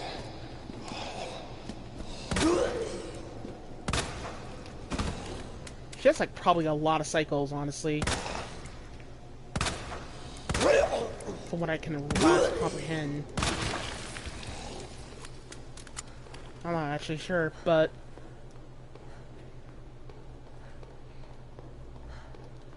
in general, if something goes wrong here, no matter what, I always throw flashbang just for backup strats. If I can't kill the enemy, I just, in order to dodge around it and dodge around the others that I can't really kill after wasting a lot of bullets on them, then it's actually at that point worth it to use the flashbang. So, after we down this guy, if we don't get any decaps on these last shots, then obviously we can't kill this guy. So in that case, because that did not work, and I didn't win consistently, got you now. That means we're just gonna have to skip on that guy. I honestly don't really recommend resetting just the whole game, just to see if you can redo that session again. It's not even worth it, unless you do it with saves. That's on you, but this is a save no run. This is a no save run, so I'm not doing that. We're not doing any saves. But there are handgun bullets here, but it's not like you just go back to that zombie because that elevator is no longer activated after that. So basically just leave, that's it. But picking up those bullets anyway, just to demonstrate the Mr. Raccoon coming up later.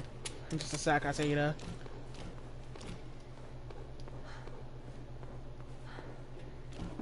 It's not even worth the resets to just straight up get lucky on doing.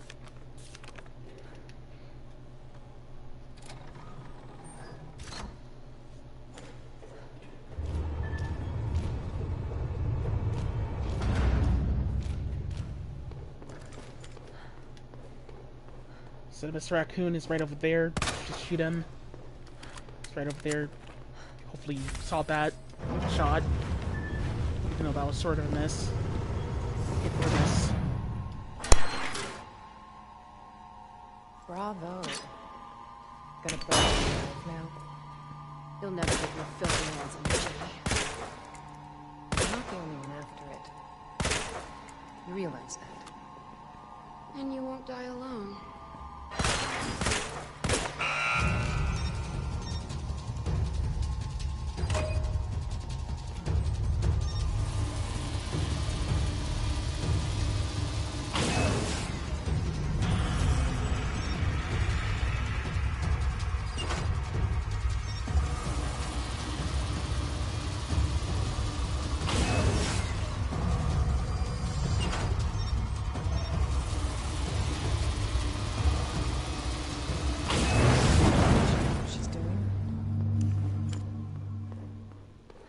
Visitor clearance confirmed. Your ID is authorized until October 1st. Please return before this date. Not gonna happen.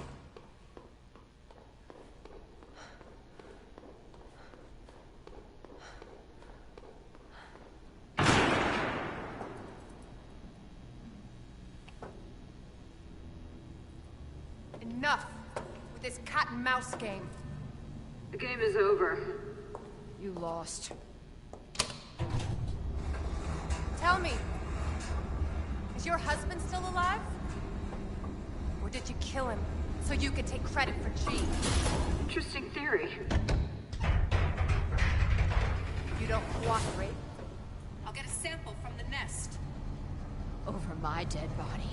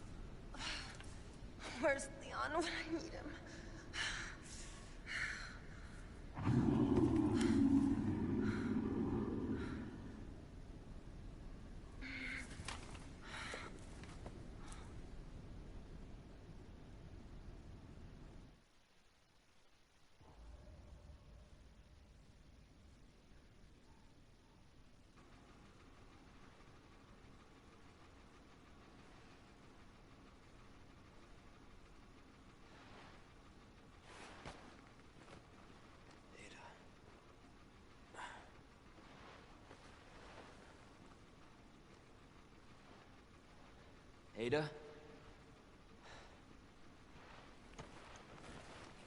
Damn it.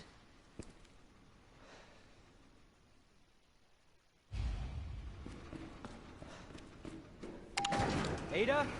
Where are you?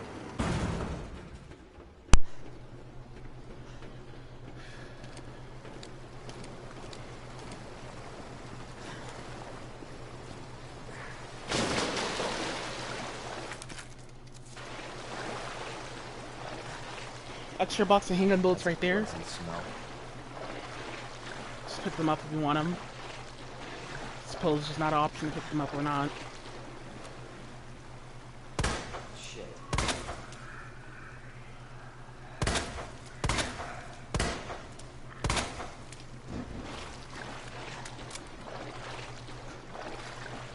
Decided to just down that zombie.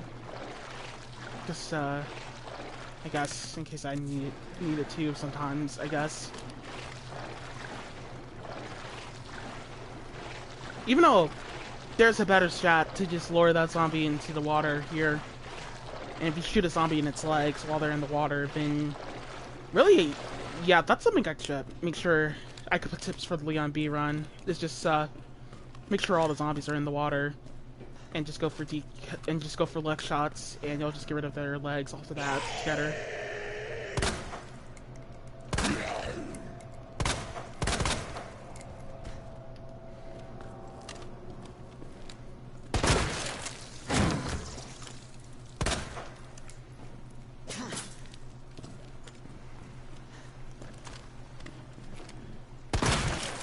So, after I use 2 shotgun shells from the shotgun here, and then I reload the barrel, I'll get more shotgun shells. I won't really be able to replenish my ammo by basically waiting until the last 0 shots, but, by having it to 2 will replenish it to more shotgun shells instead of 0. Well, instead of still 0. Just to decapitate all those guys and stuff. By waiting for 2 shots to be in the clips.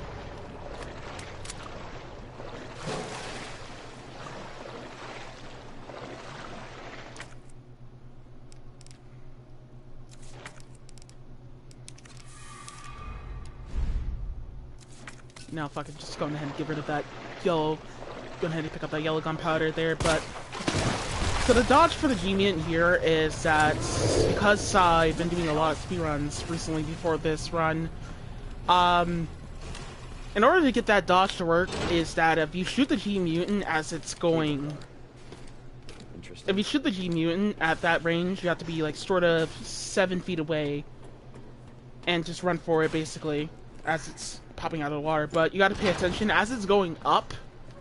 That's the part where it can cause hit stun towards you, but as it's going down, that's that part where it can't cause hit stun towards you. I recommend just watching my 80% if you want to do that dodge. Really, I should have just used the knife dodge by hugging the wall right there. The right side, the left side wall, I think that was right there in order to get that dodge. In order to get that to work.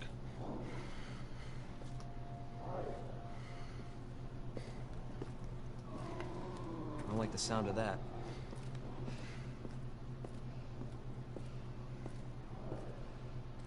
Come on.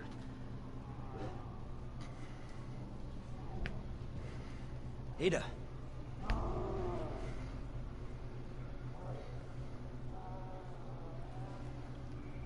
I'm coming, Ada. So we'll pick up the map. And we'll pull the fuse here. Pick up the handgun bullets, extra box of handgun bullets here. And then we will go on ahead and put away the just put away a lot of supplies really.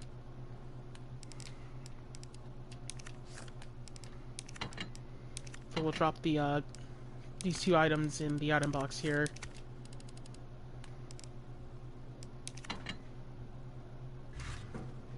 Just drop like mad items in the box. I guess have 4 slots open, but I should have just put away the dagger, but anywho. So for the next part, coming up next is that we gotta go grab the fuse here.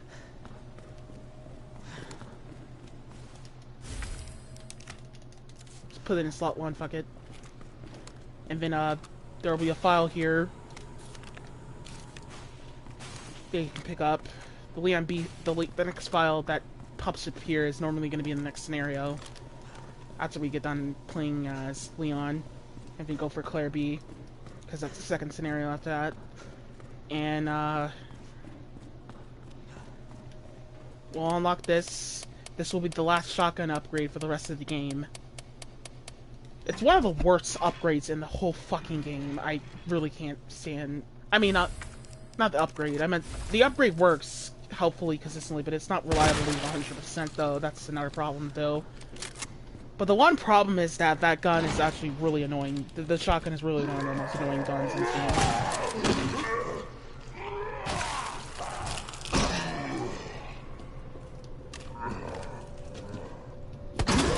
Because its shots don't really rely 100%ly on decaps. For some unknown reason, that shot just somehow miss.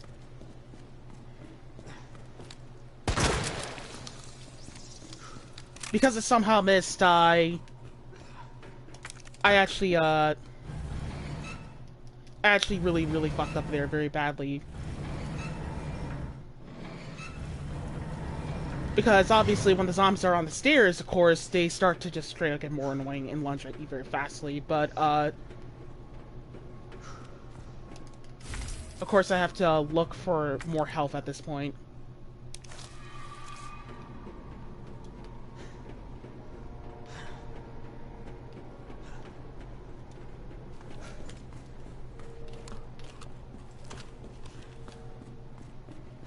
Normally, that guy's normally not a douchebag on the stouts, but of course, weirdly, sometimes that does happen.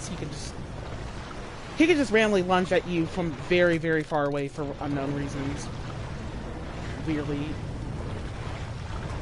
It's pathetically dumb, stupid, weirdly, but anywho. After that, we can hook this wall right here, and this G-Mutant won't be able to attack us, as we're basically passing around it. Just by hugging that trash can there, you could just see that the G-Mutant just won't cause hit stun to you, so you could just basically be free on making that dodge off the bat.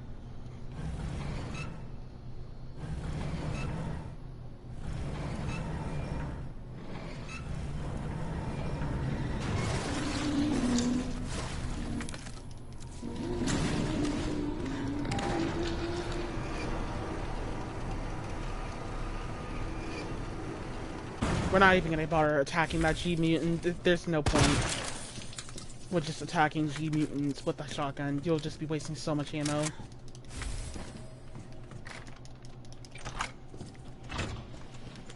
But yeah, you can't use defense items on stairs, which is the second most annoying thing when it comes to taking out zombies.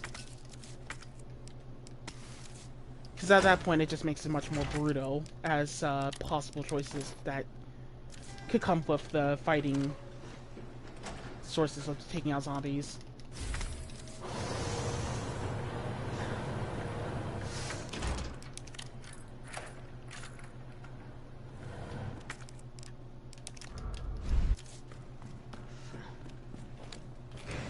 So there's a cassette tape right here. We can just go ahead and pick that up.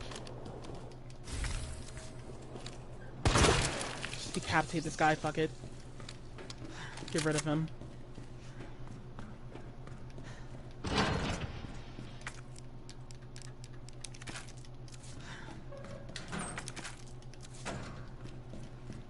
Then there's a file right here. We can come into this room here where just a jazz file.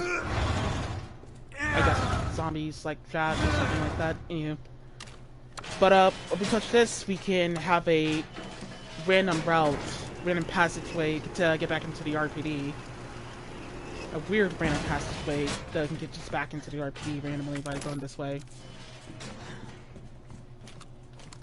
Then, coming up here, we will,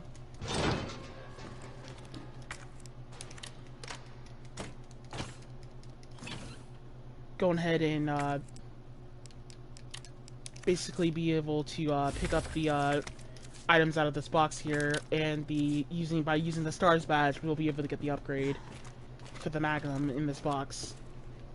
Normally, I don't really have enough slots, or don't really have the stars badge at all up to this point, but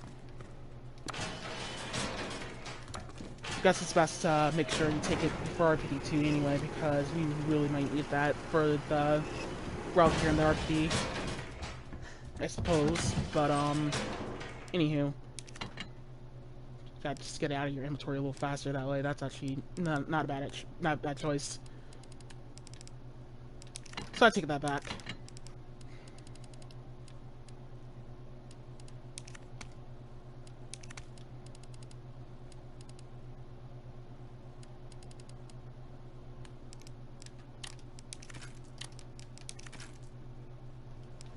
So, for coming up next sessions up here is that we're just going to take all the handgun bullets and the Magnum rounds with us for the next session coming up here with a lot of liquors, a lot of zombies, just a whole shit ton of enemies that we have to go ahead and get rid of and decapitate.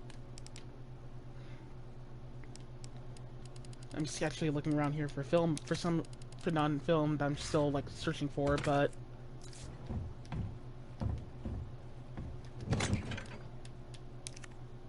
yeah, I was gonna need that dagger. Yeah. Anywho.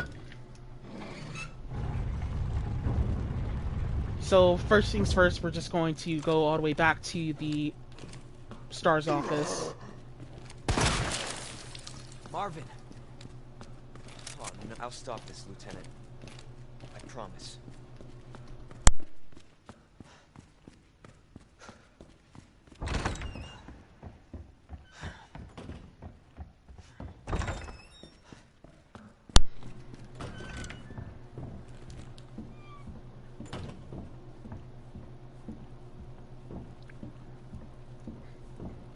Actually, no, we're gonna hit to the save room, actually.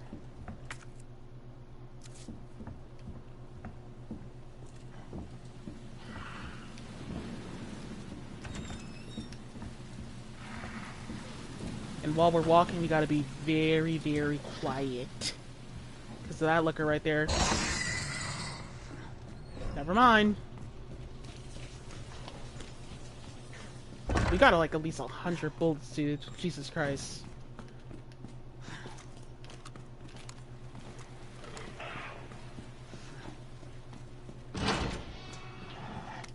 This file right here, just explaining the player how to really just play the game. That's really it from that file.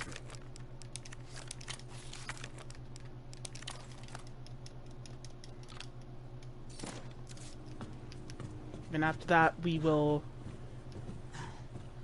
march all the way back upstairs to the office, coming up the STARS office. Starfish or Star Office? Gosh, I can't even English. The STARS office.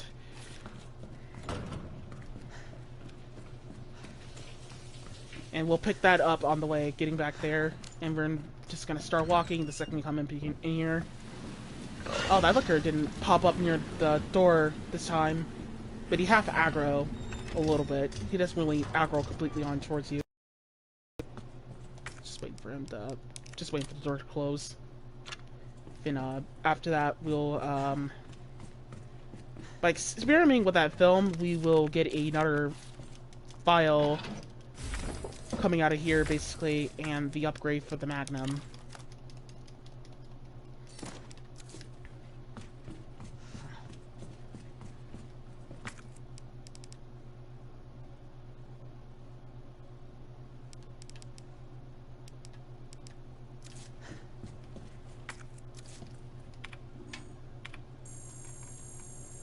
So unfortunately, we have to free up like a couple of slots right here, basically, in order to use the Magnum here. But decided to just go ahead and get rid of, do some shots onto this liquor right here to just get the shots over with.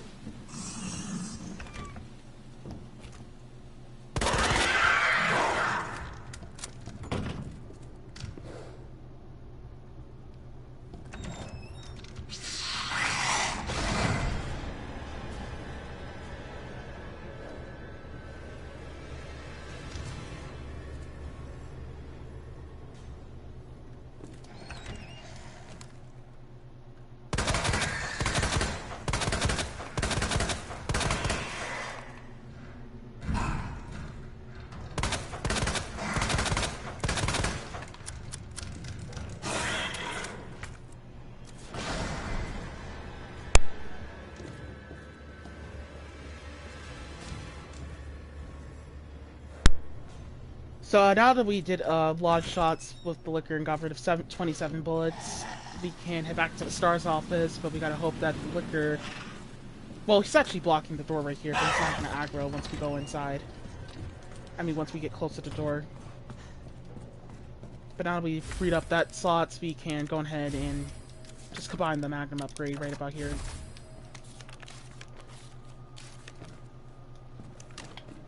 And now we got the Magnum. We got like 3 bullets left over with the Magnum here. We're just going to come back out here, but we're gonna walk. Gotta check a little bit. Sometimes the liquor could be a jerk and just be randomly sitting right directly in that way. The passageway we need to go to get the Magnum.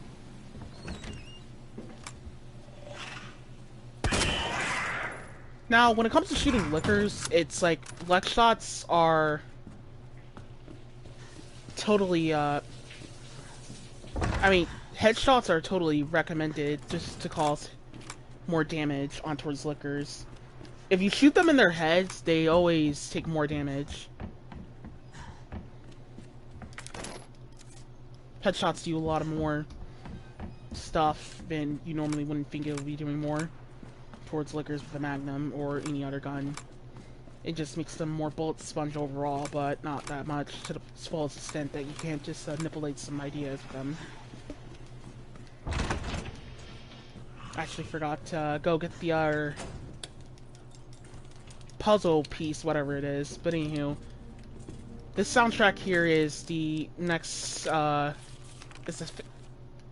save theme song from Resident Evil 2 Classic, a little throwback, but, in order to, save off on mingling, I guess, a little bit here, I'm really gonna be solving this puzzle right here. That takes, like, a while to solve, sort of, right here, but,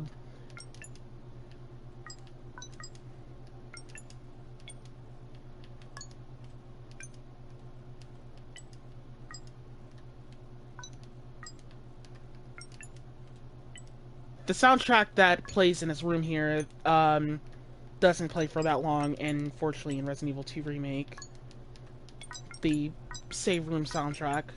So, in order to have it play, you have to turn the lights on in order to get it to play, but really in general, it kind of actually doesn't make sense why some of the music soundtracks in this game sometimes tends to have a lot of bugs in this game. So the save themes soundtrack, just basically, the save room music just doesn't really play at all like that. It only plays once per save room that has lights on.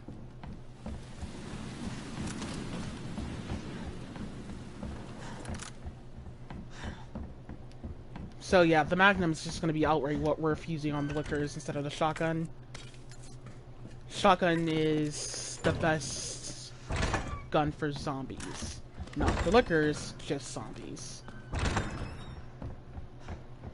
I don't even use the shotgun on the bosses, that's really it. So I can get really away with using the shotgun the whole time, basically. Because it's always going to be the whole time of using it, so there's not really resources or rules to using it, besides using some handgun bullets to have it sort of last that long. You know, like, maybe I really did not need to kill that zombie in the corner, because I'm gonna get the shotgun anyway.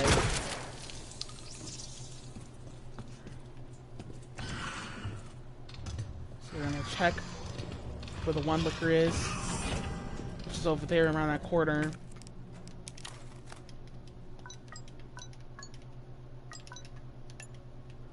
This puzzle normally takes like 7 minutes or so to solve. This puzzle is very randomized. It's 50 solutions to this puzzle, like 60 or 100. I don't know what developer has time to do that, but however, it's a very hard challenge to complete with this puzzle, but really normally in order for me to solve it is that I just smash it until I get it right. Or you can get paper, pen, and pretend those are number combination solutions on the puzzle. Solution pieces right there if you want, but that's actually not really what I do, because I'm just very impatient with it. I fucked up here. 3.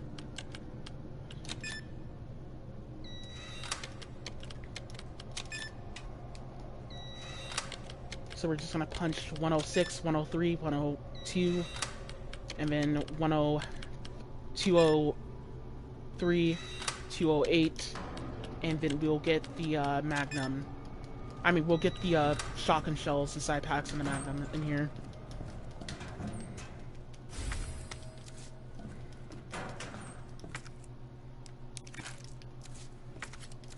Daggers, and more files.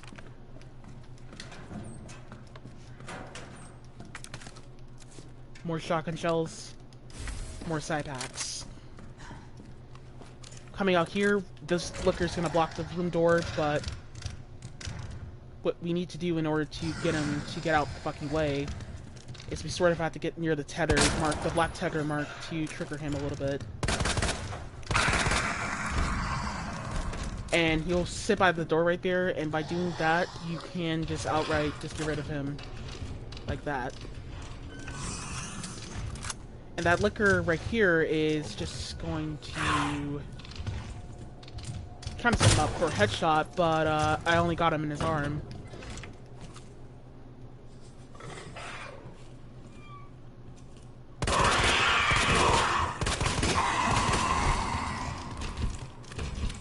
So after you do like one headshot with the Magnum to the head, just lay into it with a lot of bullets. Doesn't even matter to do focus shots, just do one focus shot and then just lay into it to death. And then the liquor's dead. It's not even worth it to just go on ahead and do more focus shots, because that liquor is just gonna straight up be a problem. I mean, I mean, what I meant to say is that liquor's just gonna straight up take more bullets. Also, there's a picture of Marvin on the wall right there.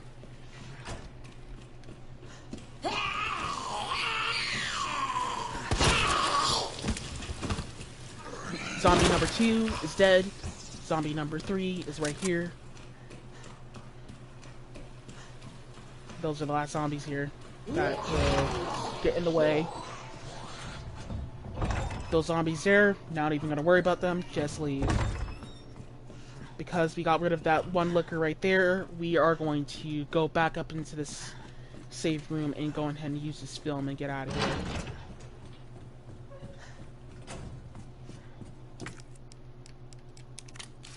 Well, actually, no. We have more enemies to kill. Never mind, we can't leave quite just yet.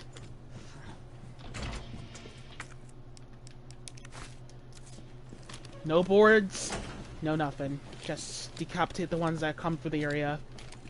That just joins in by jumping through that window, and then just basically just laying into it with the shotgun. If it's not coming into the door or the window, then just leave them, because they're just random. They're just random props, sort of, just to stay there, just to look more intimidating and scary. You could kill one if you want. I actually don't know if I should count that as kill, or you could count that as kill, whatever. Anywho, this is the difficult area to kill. This is the one area that I think that is the much more difficult to kill liquors in. So for that liquor right there, we're going to do him a good favor and give him a headshot to the head and get out of that room fast as possible.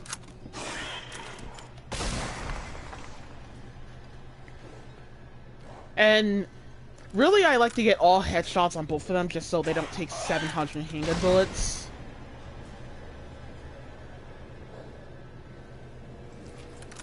I just find the one. I just try to look for the one that does not have any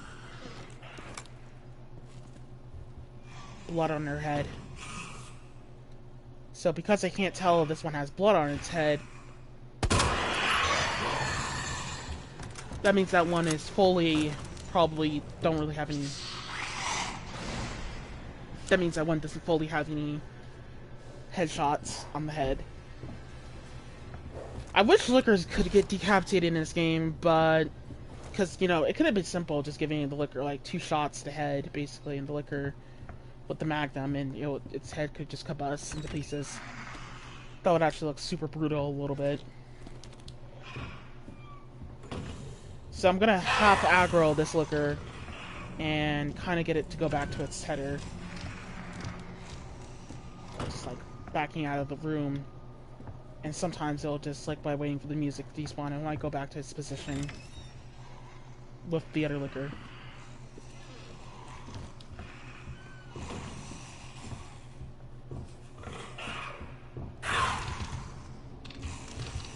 sometimes you need to aggro one licker here. Because fuck aggroing the second one. Half aggro. If they're half aggro, they're just sort of smelling you. They can't see you, but they can smell you. That's why he's not running. Then he's gonna run away, but when he turns around, that's when I lay into him with the shots. Really rather. Then when he's done having a torch him, tormenting himself or whatever, there's no lickers around there, we're just gonna go for it. Because lickers turn very slowly, that's why it's best to do that. But for this licker, we gotta wait for him to go this way, because, you know, you can see that he's just being weird and just climbing on that ladder. If he goes the other way, then we're gonna have a little bit of a tough time getting him to go this way. Just want him to come this way. Because he will be in a position where we can shoot him. But these lickers are actually difficult. We only have to go this way to get this licker out of the way.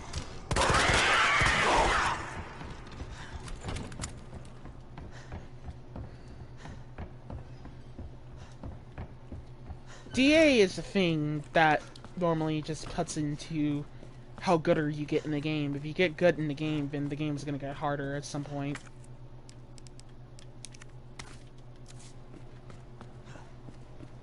Like, if you get good at the game, like, don't miss your shots or don't take damage, you're just gonna cause your DA to go high. But really, if you're doing shitty in the game and just taking a lot of damage or dying, your DA is just gonna go upwards. Rather.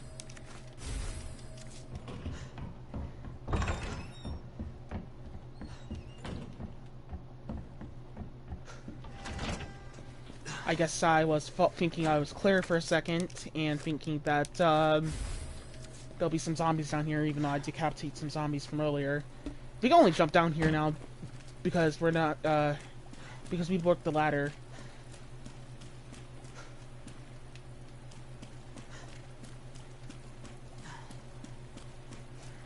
There's some handgun bullets here. Pick them up, and go.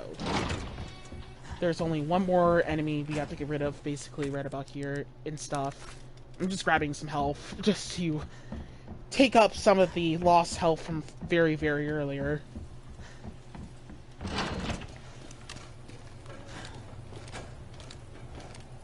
Just like one more enemy we gotta get rid of. And that is the enemy right around here. And we need to grab an item out of this room anyway, so... A little funny thing, this guy right here is actually humping the wall right here. He's actually humping the door and stuff, weirdly. I have no idea. I have no idea why, but he's just humping the door right there. It's actually pretty funny.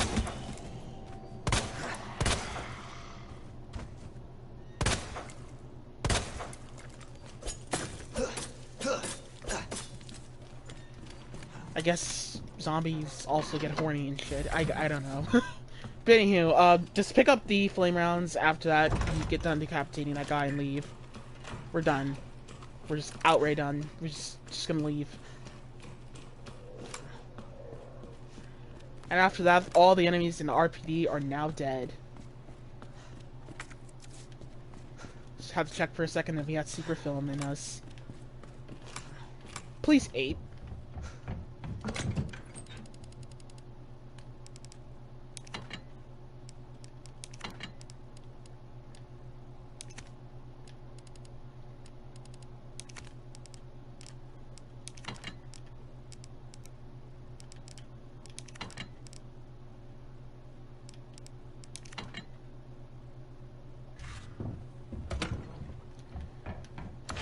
So we got more flame rounds. Those flame rounds are just gonna be items we need for the lab.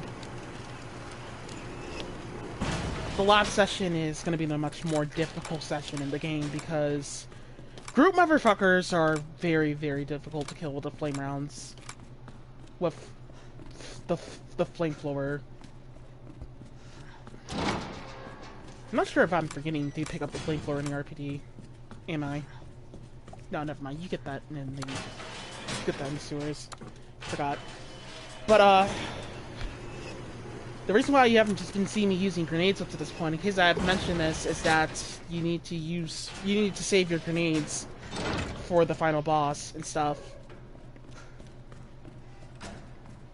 If you do not save all your grenades for the final boss, then you're going to have an extra bullshit time taking out Super Tyrant on the heliport, and it's going to be brutal.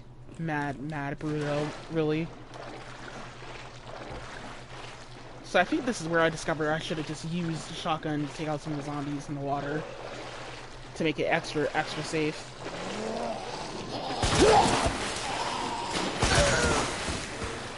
Make that thing go down besides decapitating it.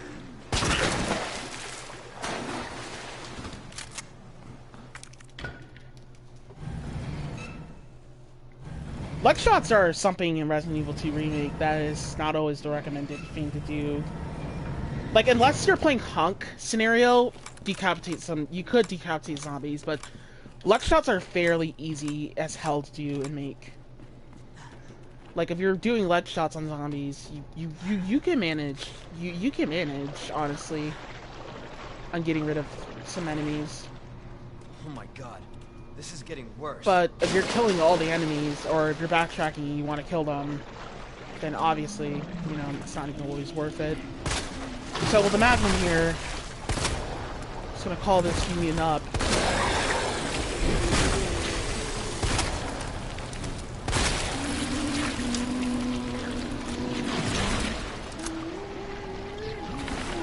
Then after he pulls up, we're just gonna take him out right after that. We're gonna wait for this guy, because he has a bubble on his head. He's just gonna be a jerk and decide to hide his push box so he doesn't get hit.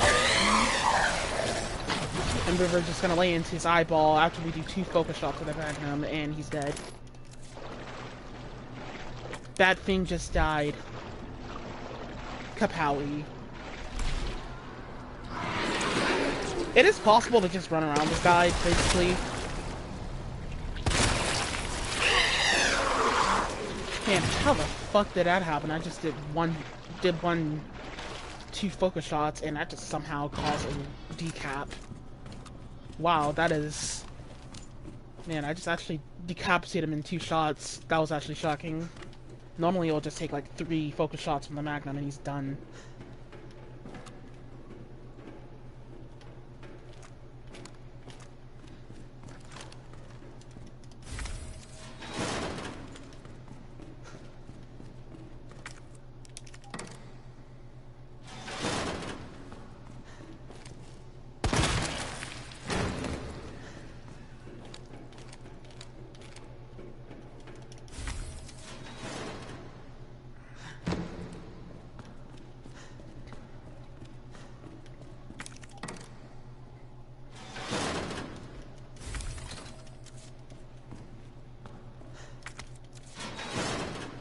So we get the flamethrower here. After we get the flamethrower, we're just going to pick up the puzzle pieces. Whatever the fuck these things are called again. I honestly don't know what these are called again. These are chess puzzle things. I never really got the point of chess growing up. I never knew how to play it, but really I just called chess puzzles or just zodiac sign thingies chess puzzles. Because in order to solve the solution to the puzzle that I need to do in order to get the chess puzzle to work, I normally just do it by zodiac signs. That's really all for it.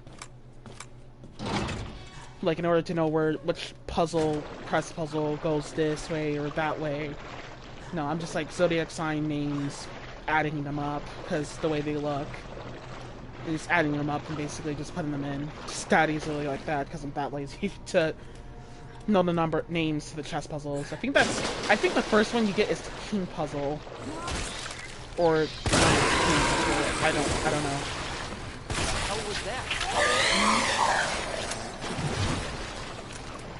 That actually was another lucky shot there, but really you can set it on the pedestal if you want in order to get that guy to line up with your shots a little bit, but he might go back into the water at some point.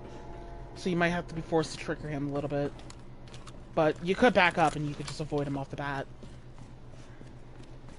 Now, you might think this is the end, but we got one more enemies to go through, two more to go through. Actually, three more, because there's like a lot of them here.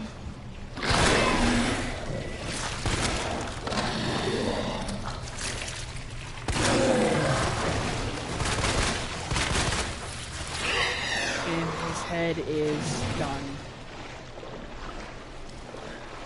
So you gotta get rid of the explosive thingy on his head. Hopefully, he turns around completely instead of just being a jerk. Yep! He decided to be a jerk and just glitch out his own AI. I have no idea what's up with that. Even the G mutants in this game movement sucks so easily. It's like they glitch out when they move.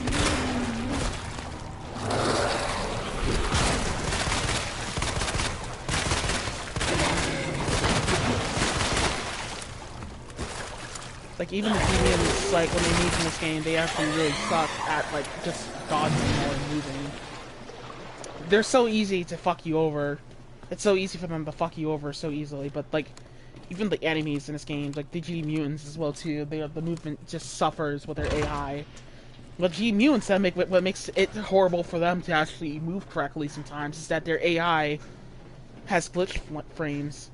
The developers add glitch frames to the AI, sort of, so they actually glitch on certain frames. Or they feel like it.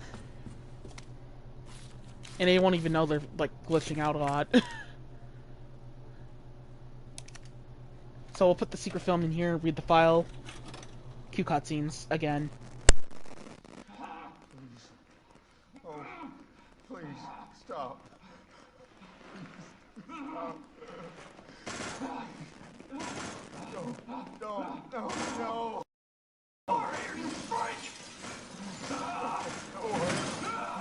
hurt him.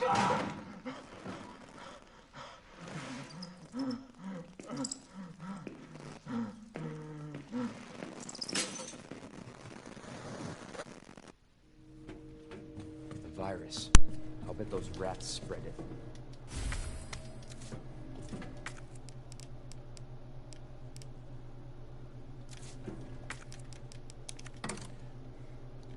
So for this puzzle, what you want to do in order to solve this is actually just go on ahead and put the Aquarius here, put Leo here, and keep Cancer right over there, and also put Capricorn right here, and put Taurus at the end. And just leave Aries alone. Just don't touch Aries. Okay, almost there, Ada. I thought I was gonna need health, but there's some health I can pick up during the boss. But I'm only gonna have 1 health, so I really should have not done that, but whatever. My interest is just to not waste time. Not wasting time.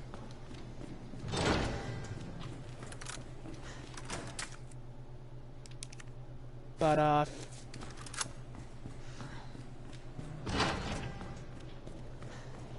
yeah, this, yeah, either way, I was gonna go back anyway, so, cause I forgot to, grab the, flashbangs out of the box, so, either way, still have to go back anyway, it doesn't matter.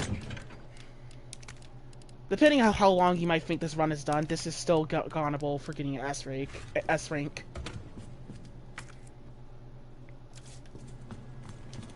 You need like 2 flashbangs for this boss, by the way. I only sacrificed like 3 flashbangs.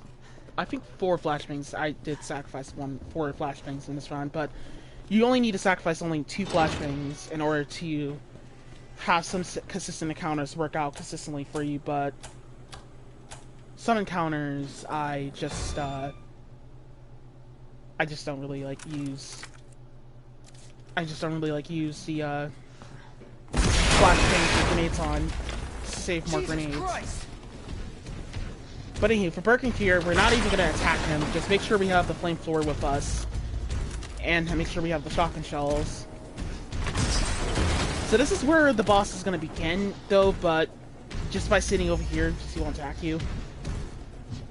We're going to be using the Magnum during this fight, so make sure you have the Magnum with you, or you could just use a couple handgun bullets or shotgun shells, but the Magnum's just powerful enough take out Birkin here a little consistently. You could shoot him here or throw a grenade, but, you know, once again, not wasting the ammo at all. Truthfully, that is my personal price. It's easy to wait for him. Hurry up. There he is. Not sure what I did for a kill or run route here, but what I definitely do not do is shoot him before when he jumps out, basically, because it's not worth shooting him. We're gonna wait right here, we're gonna aim, and when he makes the sound as he's running up, we're just going to run for it. I mean, we're gonna run for it once we hear that sound. If we don't hear the sound, just run for it anyway, it's not even worth it. He might mess up on his turning, but you have iframes right here if he does attempt to hit you at this moment.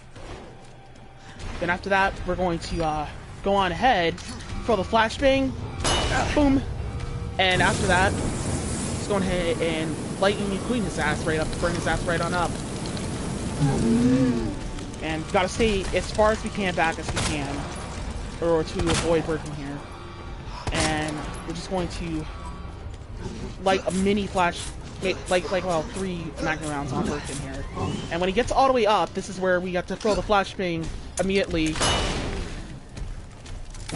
in order to take him out here and stuff, again, because we want him to not be recovered in order to attack us. And then after that, I went for a couple knife slashes just to see a little bit, but really not really recommended, because that was enough ammo anyway, just to take him out.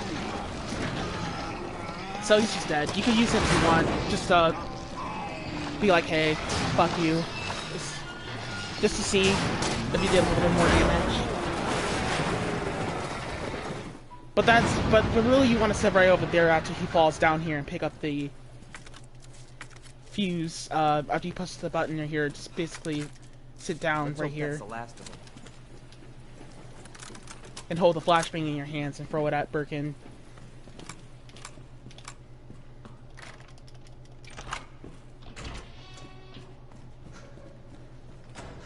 Cue cutscenes.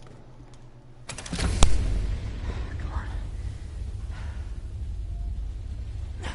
Ada! Ada, where are you? Over here! Ada! I was getting worried there for a sec. I can't get it out. I don't know if I should, Just do it. I can't walk like this. Okay. It's gonna hurt. Hold on. I can do it myself. Just relax, okay?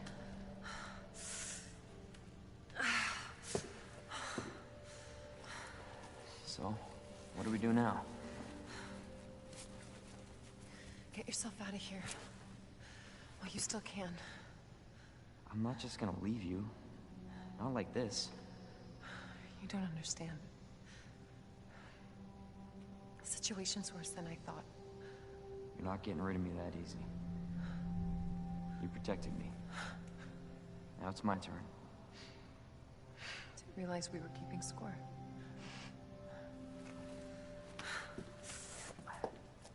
Grab my shoulder. Don't push it, rookie. Okay, just trying to help. What's your step? You want to help? We have to get to the nest. Nest? Umbrella's lab, right beneath us. Net let it slip. That's where the virus samples are. You up for this? Think I could fit it in my schedule. Come on. We got work to do. Yes, ma'am.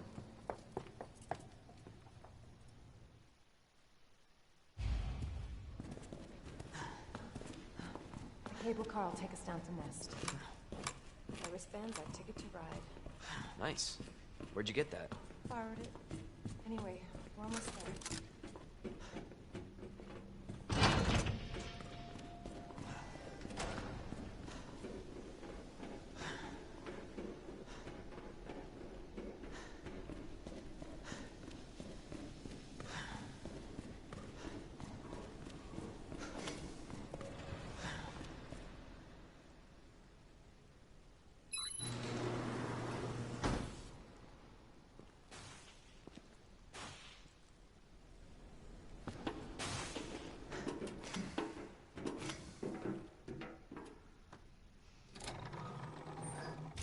This may be a one-way ride, so be prepared.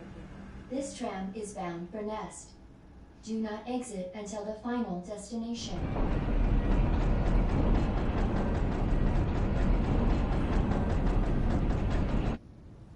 You know what I was thinking? I can't wait for the FBI to raid Umbrella headquarters and take those bastards to justice. I agree, but to be clear, you're not working in official capacity. This is a federal case. Once we get the G-Virus, I'm back on my own. Hey, Leon. Trust me? Trust me? Honestly, if I didn't, you'd probably be dead. Right. I thought I might need your help, and I was right. If you can secure the G-Virus, I can make sure what happened in Raccoon City never happens again. Ada, you said it yourself. It's a federal case. I don't Leon, have the authority. Look at me. I'm a liability now. If I'm gonna finish this case, you're the last hope I've got. I'm not just gonna leave you here. What if you're attacked? What if you need help?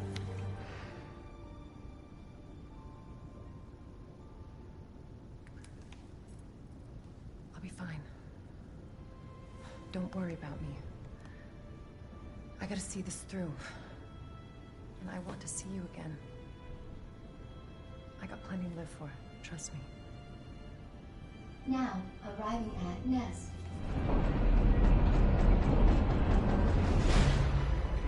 Go. Please, we don't have much time. You're gonna need this. Okay. Leon. Counting on you. I know.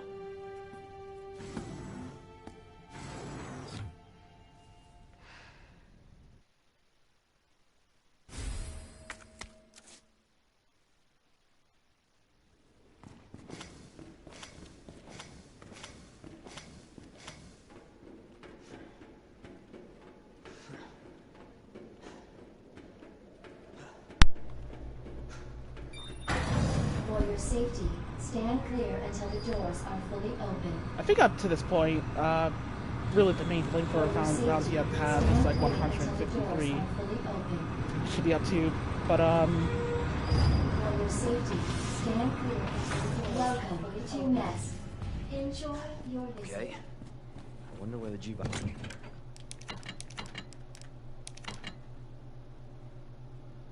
So we'll go to the item box here, and we will drop the Magnum and the just Magnum rounds.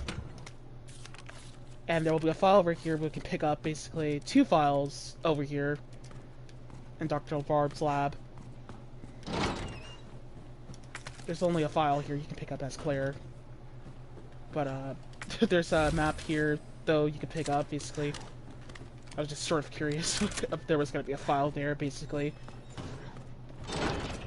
I think this was my first time clearing this run when I recorded this. I'm not actually sure. It's like a week ago. I gotta go back and check. Anyhow. So we'll pick up the flamethrower rounds here. There will be 300 flamethrower rounds. We're not going to kill any of the enemies here in this room quite just yet, because we'd rather wait until later.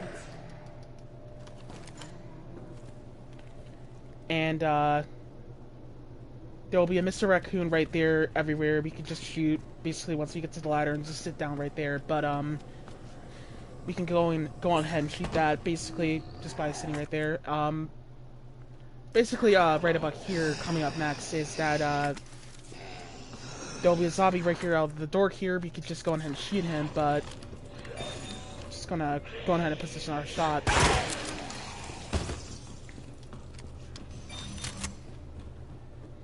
Then there will be a watch key. Then we could just go on ahead and just pick up the upgrade for the flamethrower, and after that there'll be shotgun shells we can once again pick up. And so I just go back in here and pick up this knife. So fuck it, I might need it. I'm about to use the knife a whole lot through the session area, so I had to have that route particularly ready out. I sort of made quite a bit of a mistake, a little bit, on accidentally activating those zombies. We're not actually supposed to do that quite just yet. Is urgently requested by Chief Cartwright in the East area. That was by mistake, but so we got to keep ourselves an extra caution when we go back through there, basically because I accidentally got close to the door. But we're just gonna kill those guys the second we come back through there. But it's gonna be a little difficult because we gotta turn on the lights. The next file is right there, and then after that, we're just going to go on ahead and hit to the second area with the group motherfuckers. Now, this is where the run tends to fuck up a whole lot, because group motherfuckers are one of the most fucking asshole enemies in the game. I'm starting to decide on G mutants instead, but I'm going for group motherfuckers basically because I think they're more annoying than G mutants at this point when it comes to playing this game. Because group motherfuckers love to do all sorts of What happened here? frustrating stuff. Senior staff clearance required for computer access. And it's pretty difficult to kill them with the flame rounds that Leon's gets here. For Claire, you have to save a lot of flame rounds. It's a lot of flame rounds you have to save as Claire, but for Leon here, what we're gonna do is when this group motherfucker pops up, we're just going to pass around him because he's not gonna be able to attack us. Then after that, we'll go into the room there because he'll be aggro, but we have to stay inside the door. But of course, somehow the group motherfucker randomly managed to actually randomly grab me. But there's a random moment where sometimes when you keep these group motherfuckers in the wrong position, these assholes will sometimes randomly decide to start lunging for random distances. That was kind of weird, but I kind of got lucky and managed to take him out anyway. But so what we want to do here, this is going to be very difficult. If you have a sensitive controller, this is probably where it's going to be such a pain in the ass, where I definitely indeed recommend doing this with saves at that point of you're going to go on ahead and get this session area done, because this is the first run killer where group motherfuckers tend to have a lot of RNG with burning them. You have to burn the group motherfuckers, but you have to sit in that position. You have to aim at the cross of their cross or penis. They don't even have a penis. I'm just gonna say cross, whatever. That you see there, their crouch and shit. Just to take them out, because at that point in the range, you have to aim slightly carefully, and also at the same time as you're aiming, you have to also on top of that, you really just actually need to be careful at your shooting skills at that point, because that group is just gonna straight up be a jerk the whole time. Manual as you're mode, taking it engage. out. Adjust amount of solution to match cartridge capacity. You have to tap the controller inputs very, very sensitively. Sensitive as you can possibly be careful with. So tap every second, but every careful frame of a second. The solution to this is red, green, blue, red, green, blue, red, green, blue in the A scenarios in order to get the solution to work. So it's pretty difficult to just simply take them out sometimes, but if you shoot them in their eyeballs, you can get rid of them a little bit easier. But if you just run up to them and knife them, even though that's a sort of dangerous option, but it's honestly one of the better options at that point, because they're just gonna straight up be dicks the whole time. But I'm waiting for this group to get close, sort of close, because I have to sort of prevent him from getting close to positioning the other group from popping out. So now that group is sort of in the bad position where that other group is going to pop up. So here I am, trying to shoot him in his eyeball, but his bubble. We got to get rid of all the red bubbles.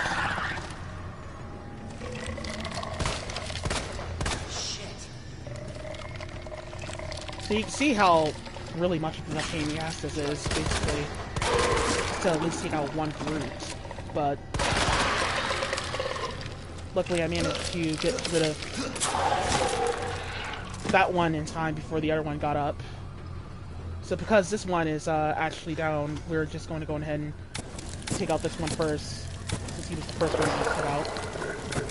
But the flame round does not always do anything awfully good if you don't have the upgrade, but sometimes it does, but you have to keep tapping the shots.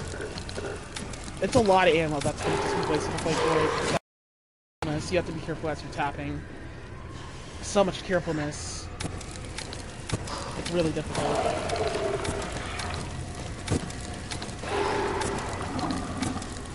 Really, I should have just exited the room.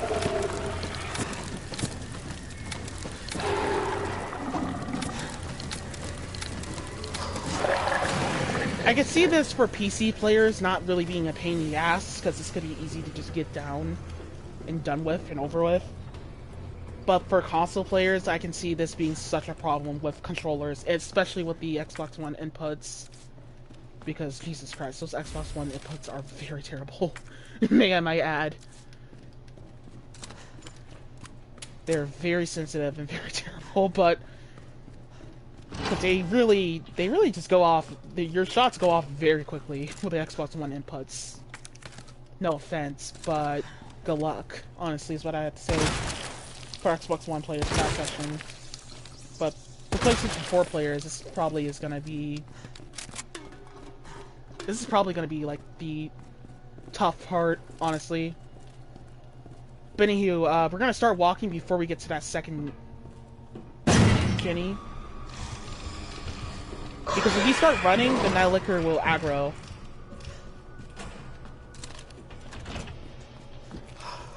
Once we get to that second layer right there, like if you pay attention to that column right there, if you stop running around that second column, then that liquor will not aggro. And also, yes, Gamer Office, I did that. Yeah, I did. Anywho.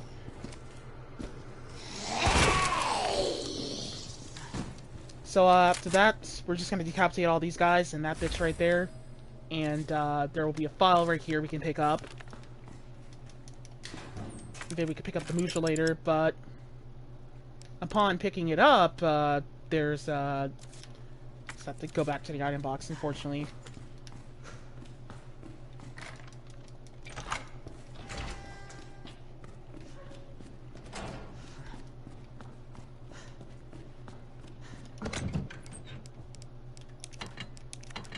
Really, because this is a kill-all run, though, even though I'm going for S-rank, still, the routing is still a little bit challengingly difficult in start of the slightest, because of how much ammo we have to pick up. But, in general, sometimes, it's actually, in order to really get S-rank, you actually have to do a lot of... Just a lot of strict inventory management. That's really just all. That's really it. Strict inventory management is all you need to do. Not going to the item box so much, even though you can clearly see me doing that a lot. But either way, though, it's in the slightest. This is like the part where you can get S rank through basically, because on standard, besides hardcore, if you're a standard player, then you know it's that in order to get an S rank, instead of 2 hours on the A scenarios, you can get an S rank in under, if you beat the game in under 3 hours. If you beat the game in under 3 hours, you'll get an S rank. So that's how it actually works. So it's actually that easy for standard to get an S rank, but not for hardcore. But I'm pretty sure I beat this anyway under 30 minutes for 2 hours, for sub 2 hours though, so I don't think it really matters still in the slightest. Alright, so because I aggro all the zombies, here I am checking where they're at. Somehow I guess they went back into the room from earlier. I guess they just randomly decided to turn around and go back into the room. But, either way,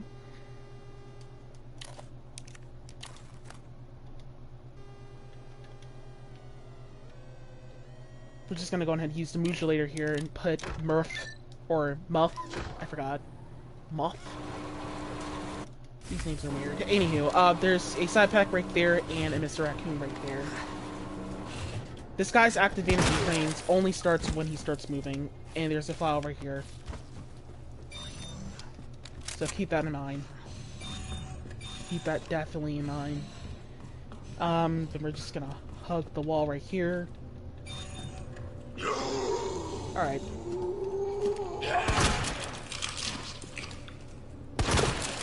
Just gonna decapitate these guys and open the door a little bit.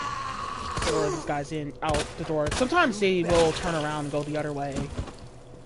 Depending on which way they're positioning themselves. Sort of.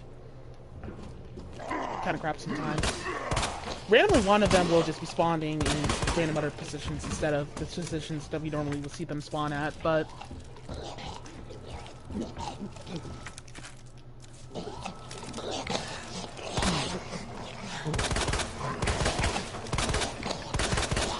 We'll just go ahead and take out all these guys in the room. You can just sit by the door and aggro all of them and just wait for them to come out the door.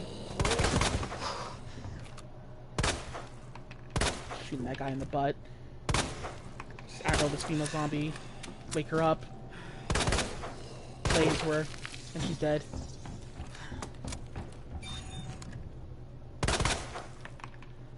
But after that, after killing 4 of those last couple zombies, well, 7 zombies in that room, rather, we're basically done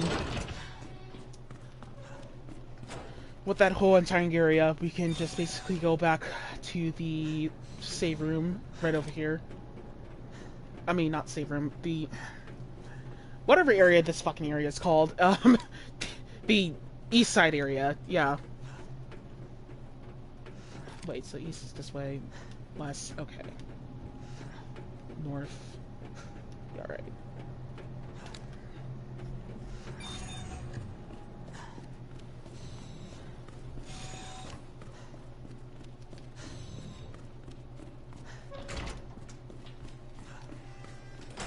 So, I picked up the Magnum, and I'm taking that with me for this particular session. Even though I didn't take it with me during the beginning part counters, just so I could pick up more items, but... for this part is where we really want to have the Magnum with us to take out these asshole lickers. But by going back into the area that we originally were just at in the save room, by going to the save room, these lickers will respawn in a different position.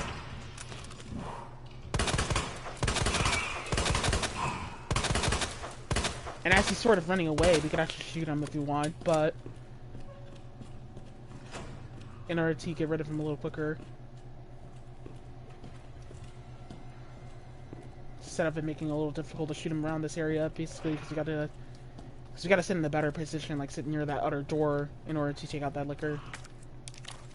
Still gonna lot walk. Fuck aggroing that other licker. Then, we'll put in Murph right here, and then after that... I mean... Murder. Or Murph... I don't know. I don't know. I wasn't paying attention. Anywho, we're just going to go ahead and walk all the way back this way. Not gonna kill that licker quite just yet. Not just yet.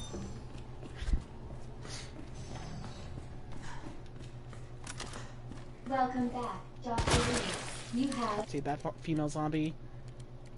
That file's a little bit fucked up, but they were involved anyway. Who left the freezer open?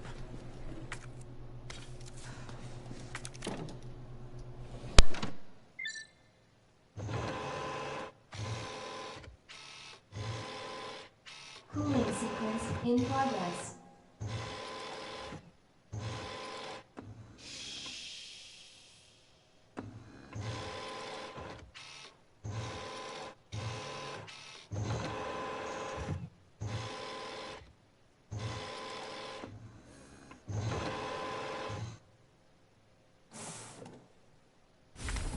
Cooling complete.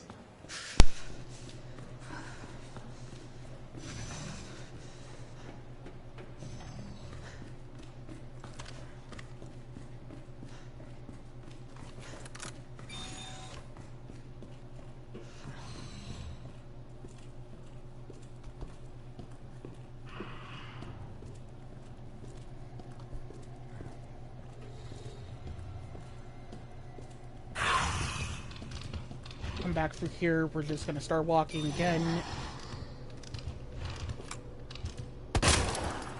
Just go for a headshot right there. The lickers take hits on 100% of the time on lickers. when you do headshots on towards them. So he's not gonna aggro on towards you well, he's not gonna attack you if you shoot him in his head with the Magnum.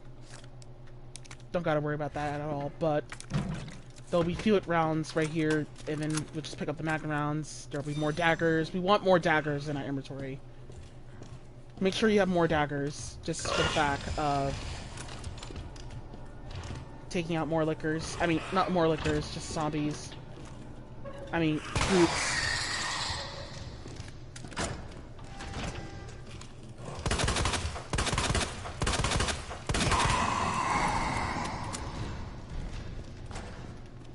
Yeah, that licker's just easy to take out. He'll try to troll, but he doesn't realize he's trolling in a bad position.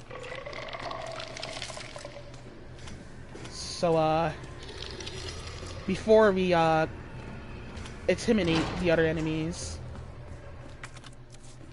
we will pick up that flashbang or just put this fuse in and come back out here. There will be another group. We'll just shoot him in his bubbles, call hit stun, and take rid of all the bubbles. So yeah, if you get rid of all the bubbles, you can actually burn them, basically, instead of making it a very big, difficult time to get rid of them.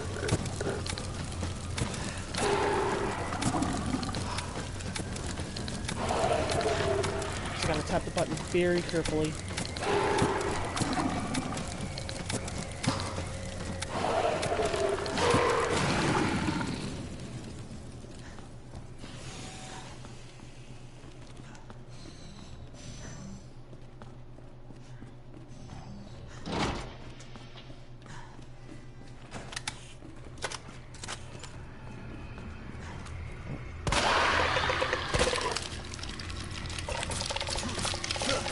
Coming up over here, there will be a group. I really should have just went this way anyway, after the lights turn on. Should have just ran back upstairs after I take out that first flicker. We gotta make sure we don't get close to the fire, because we'll take hit stun. You won't take damage, but you'll take hit stun.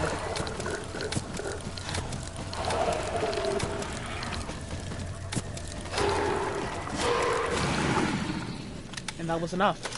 And that liquor is finally dead.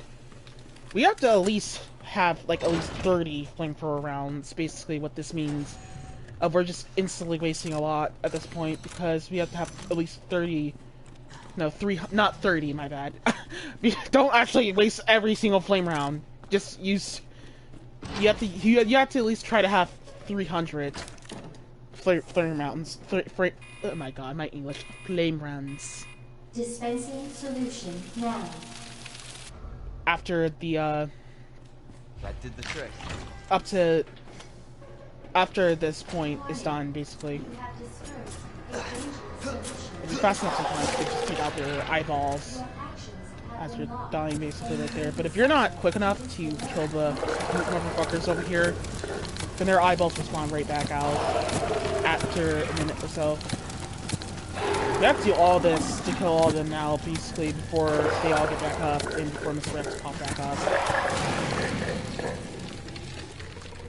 Speaking of that, here goes this guy. He got up. He obviously got back up. We have to get rid of him. Our knife is this close to breaking. Sometimes I like to use handgun bullets as backup strats if I'm running out of daggers.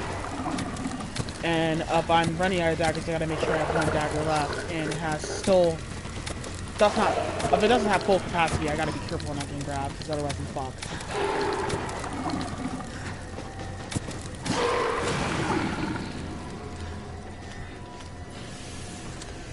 This one just stays down forever, pretty much, but he's easy to knife too. Just burn him in the butt.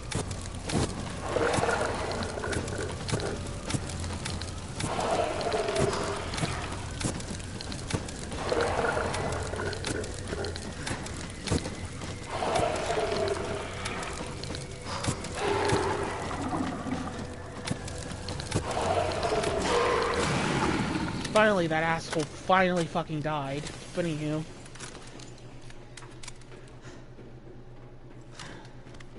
There's more group motherfuckers that spawns into the room with time. They instantly respawn, by the way. I said what in the butt. I said what in the butt. Alright, anywho. After that, because there's group motherfuckers do respawn in the room overall, due to time, you have to keep in mind that it's not really worth it to just come back here anyway. They just keep respawning over and over again. It's not even worth it. Don't even think about going back here.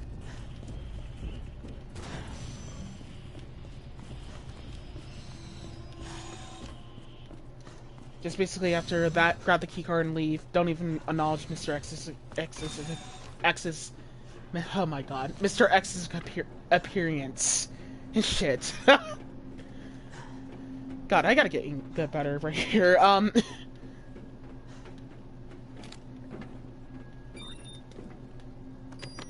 Me and my fucking stuttering. Anywho.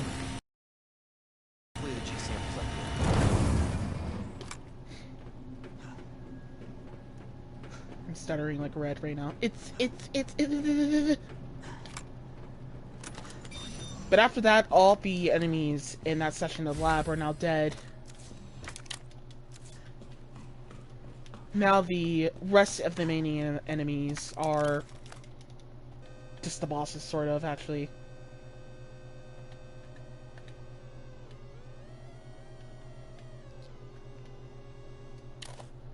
OSS.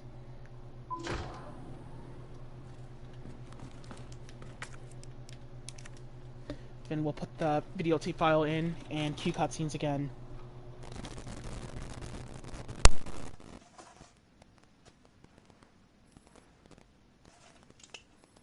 Got eyes on the G-Virus. We're going in.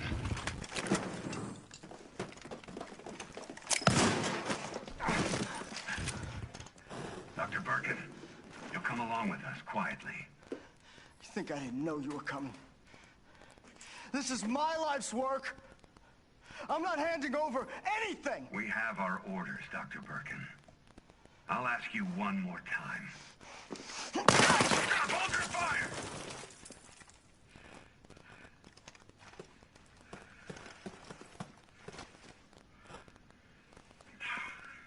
What the fuck were you thinking? Our orders were to bring him in alive.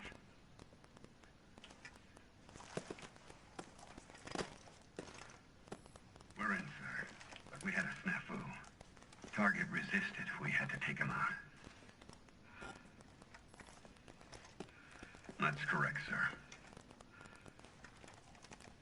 Roger that. Just the samples, then. Let's move.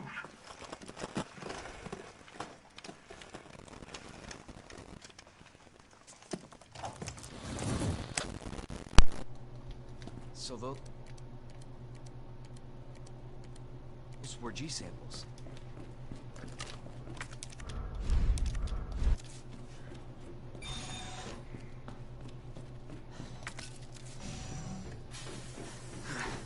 So there is some yellow gunpowder right there. We can pick that up. That is only available on standard.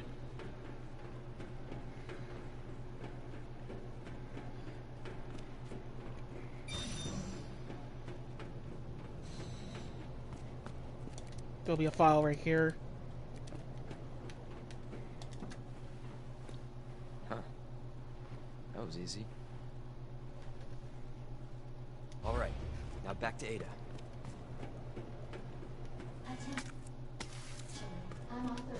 High-grade gunpowder, yellow gunpowder, yellow high-grade rather, and we'll go ahead and pick that up and just go ahead and mix up more handgun bullets. Fuck it, just go ahead and do that, get that out of the way.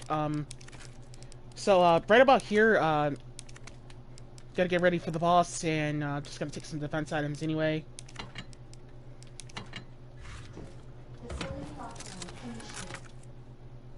Just to get ready, basically. We're about to pick up more flamethrower rounds, so that's why I put some of those supplies away. But, this boss is going to be a little bit difficult, but as long as we have 400 flamethrower rounds... I mean, 300 flamethrower rounds, we're going to have to use some magnum round backup strats during this boss.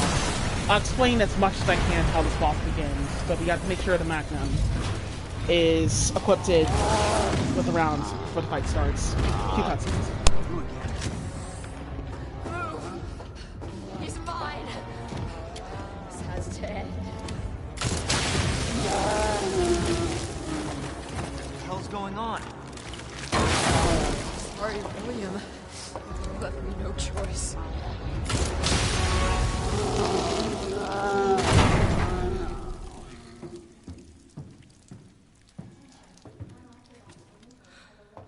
You called this thing William. Why? It shouldn't have been like this. It's Umbrella's fault, this whole mess. You're Umbrella too. You're telling me you weren't involved in this? Yes. But we never meant for this to happen. Then tell me everything. Right from the start.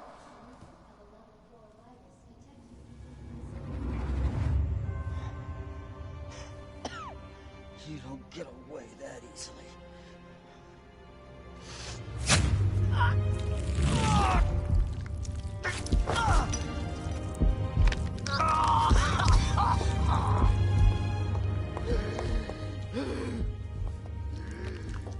Good God, William.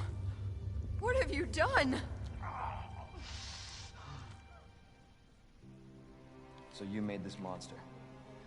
We made the G-Virus, but we never intended You can this spin it any way you want. You're still responsible.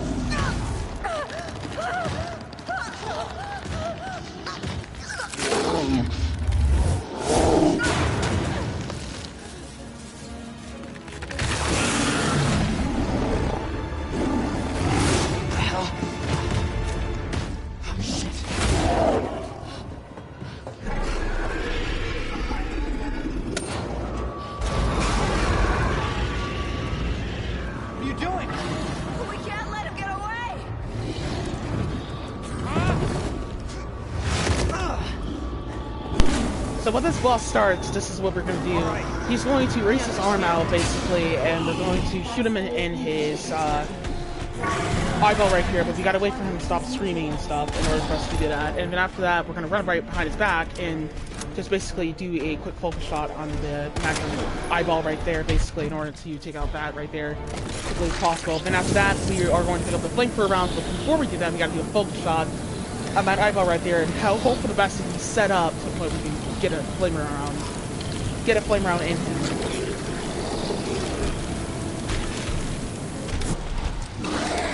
Then after that, when he gets back up, that's when we go on ahead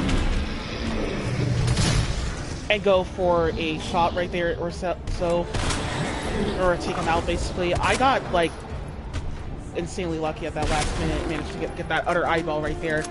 Phase 2 is the difficult phase because if you aim, then Birkin will attack, basically. So if you aim, you can bait out attacks from Birkin during this session of the fight, but we're just going to burn Birkin down to like about up to this level of flamethrower rounds. And then after that, we will reload the map again and lay into him on the third phase. This is where you have to get like a little bit lucky, basically. We're just going to do a lot of focus. Right the fuck up, basically, that's picking that up and stay all the way far across the room so we could avoid that one-hit kill shit.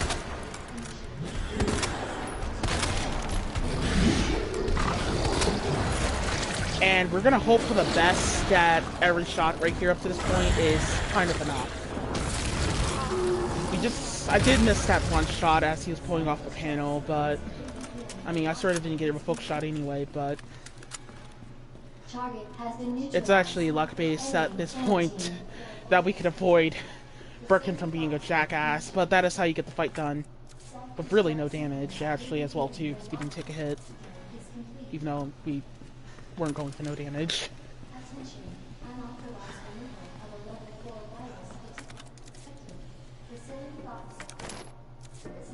After that fight, thing is recommended is that we should have another batch of 300 500 flamethrower rounds all left with us up to this point. Specifically just to attempt to get ready for the next sessions in the game. I wasn't really actually sure how many items I was going to be picking up here, but there's the flashbang, there's the hand grenade, there's some mag rounds around the corner. Go pick all of them up after the fight's over. Jesus. That looks bad. Feels worse. Believe me. Talk about what you said. I don't know how much I believe. Just tell me you'll destroy that G sample. No, it's evidence. It's going to the FBI. You trust that bitch? What's that supposed to mean? She's not FBI. She's a mercenary. She's gonna sell it. The G-Virus is gonna go to the highest bidder. Bullshit. I hope you're right. But if the G-Virus gets into the wrong hands...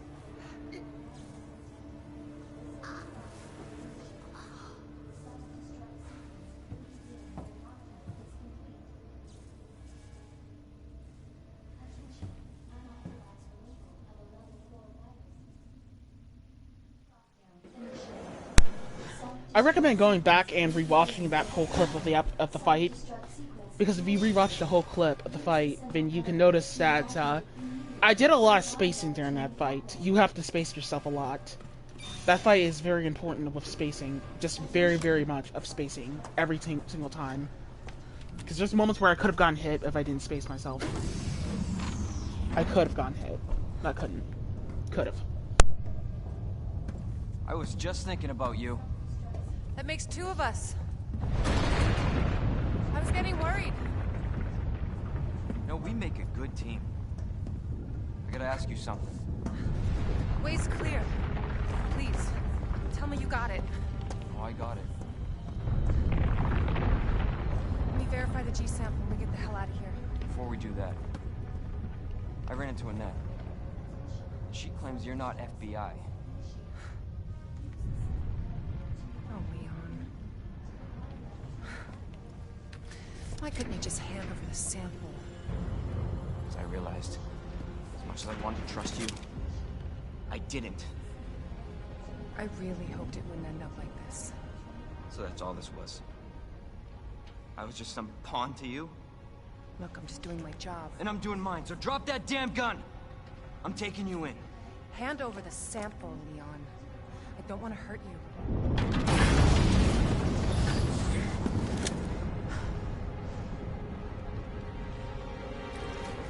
And you shoot me. But I don't think you can.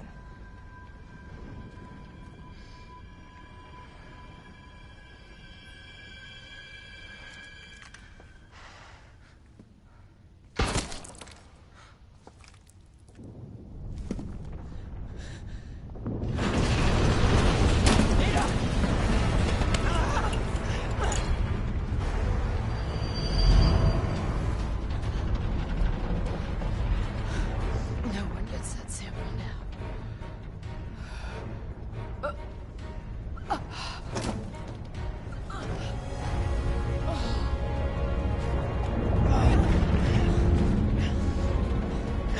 Hold on.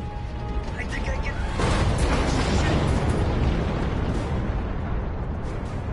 Forget it. Shut up, I've got you. It's not worth it. Don't do this.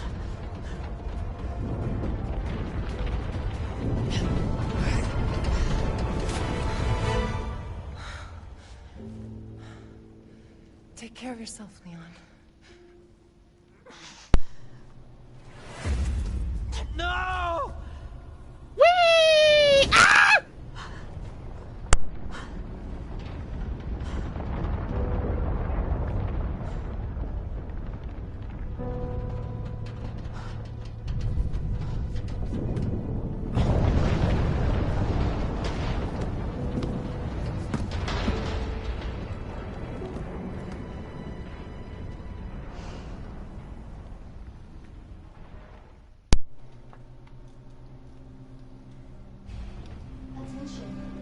You know what's really funny though, up to this point in the game, and I wish that they add this in Resident Evil 2 Remake, is that I wish that Leon would just scream the Ada sign sound, basically.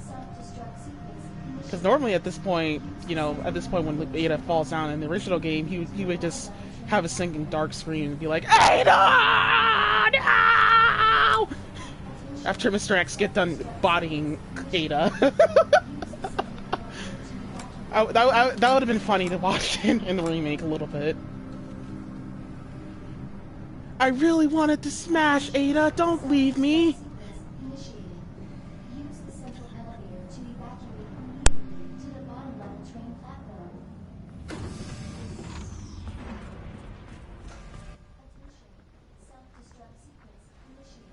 What's that?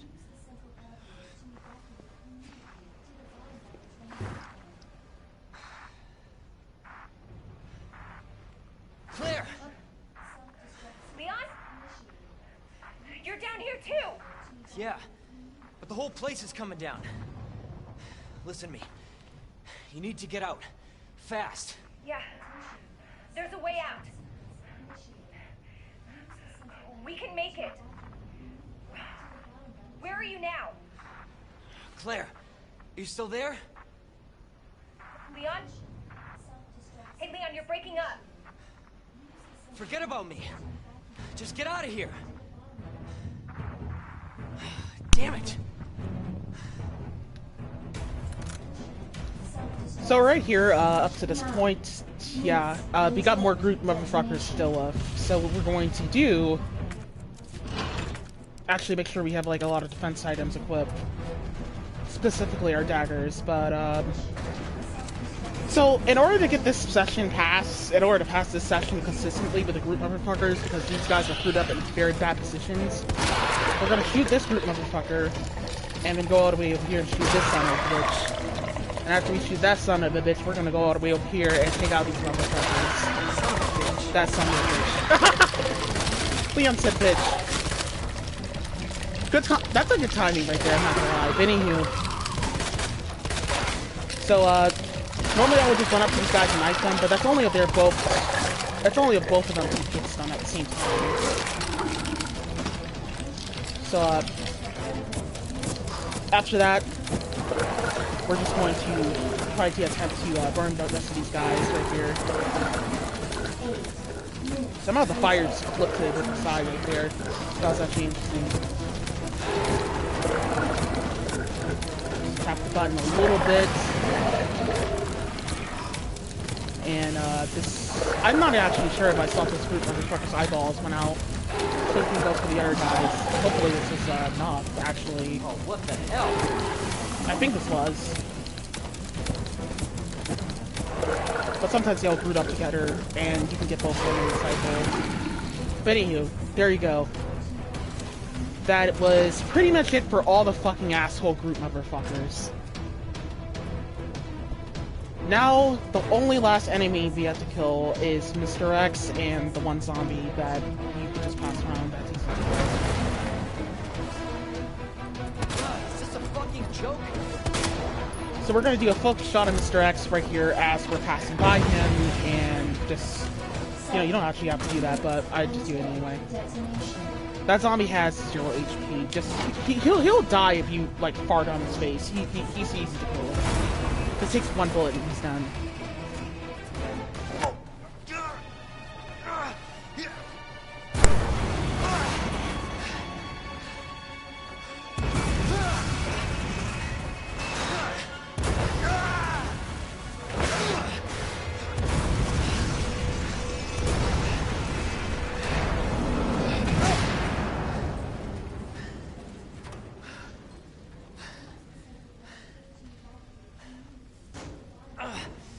Keep going.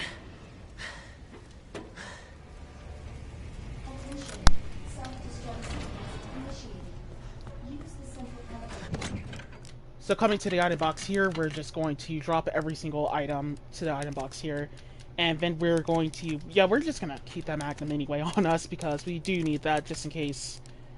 As always, we might need that just in case something goes wrong. But we should have like about 10 grenades and 5 flashbangs up to this point. We're gonna go ahead and equip the grenades. Actually, we actually need to delete these daggers right here. Basically, we're gonna equip the flashbang and unequip the knife and unequip the gun here because we need to have that unequipped. So we have to have 10 grenades for this fight. This is where Super Tyrant is. This is where you need to make sure this is completely routed out with all these grenades, because at this point in the stage, Mr. X is the only fucking asshole that will fuck you up through the whole run. And you have to get insanely lucky with some of the counters right here, but with Mr. X. But with all those hand grenades being possibly saved, hopefully you watch the video to the end, because this is where you need to make sure you save all those grenades and flashbangs. Only sacrifice like about 3 flashbangs for some encounters just for Mr. X here, because we need it for this fight, because we gotta get a lot of hits done on towards Mr. X. So right here, what I do here is I throw a hand grenade, run across the room, and this is what goes on. When Mr. X is fully standing up, this is where you gotta pay attention to. When he's fully standing up, this is where you gotta throw the hand grenades at Mr. X. I say on like the 7th grenade, Mr. X will start jumping, like around the 6th grenade or so, when the rocks fall down. When he jumps, this is where you have to do. This is what the dodge you have to do in order to avoid Mr. X. So I'm waiting for him to get close after the rocks drop down, so I can have it a little bit less difficult to take out Mr. X a little bit here. But if he jumps, right here, this is a little bit of a risky part, basically. But if you're far away from Mr. X, he will start jumping. If he's close, like about 5 feet or so, I think that's basically he cannot jump no more. You have to time your shots. That's really just straight a bit, basically, honestly, in taking out Mr. X. But when the third phase happens out, this is where it's basically it's a free-for-all. Just don't fuck around. Basically, just throw flashbang after flashbang. Mr. X has no iframes from the flashbangs, by the way. When he jumps from the hand grenade, he does have iframes from the hand grenade when he jumps. But when you throw a flashbang, he does not have iframes. Right about here, this is where you have to pay attention to, because after you start losing your grenades and start using flashbangs, it's a free-for-all, but you have to save like 1 flashbang for this last encounter right here. It is possible to use the speedrun strat dodge here and just bait out the dodge from Mr. X here and make this a little consistent.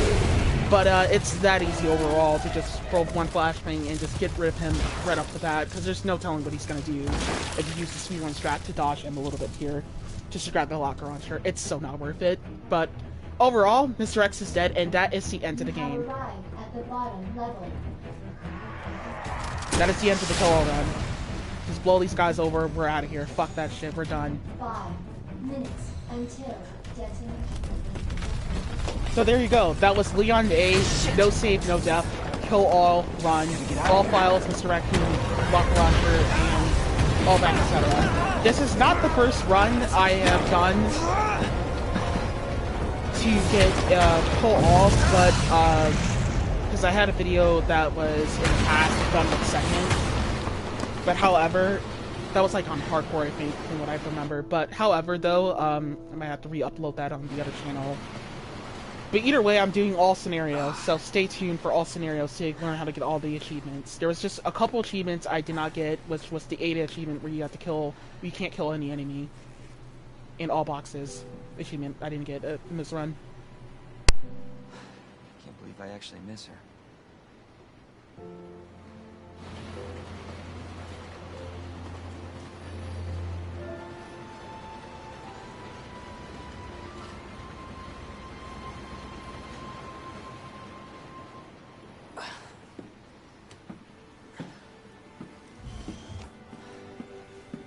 Leon?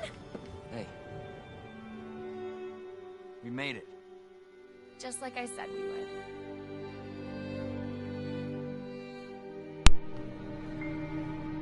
So yeah, that's the end of the game.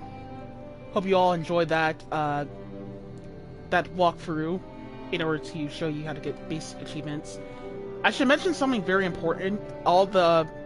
Everything you see in this video is not 100%, but in order to complete a 100% run, it has to be on the B scenarios. So when we get to the point of getting to the B scenarios, that's when you can get 100% of everything.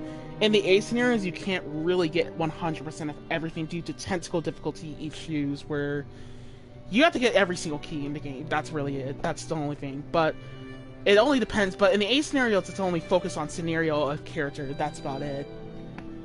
So, all the files and all the kills track through playthroughs.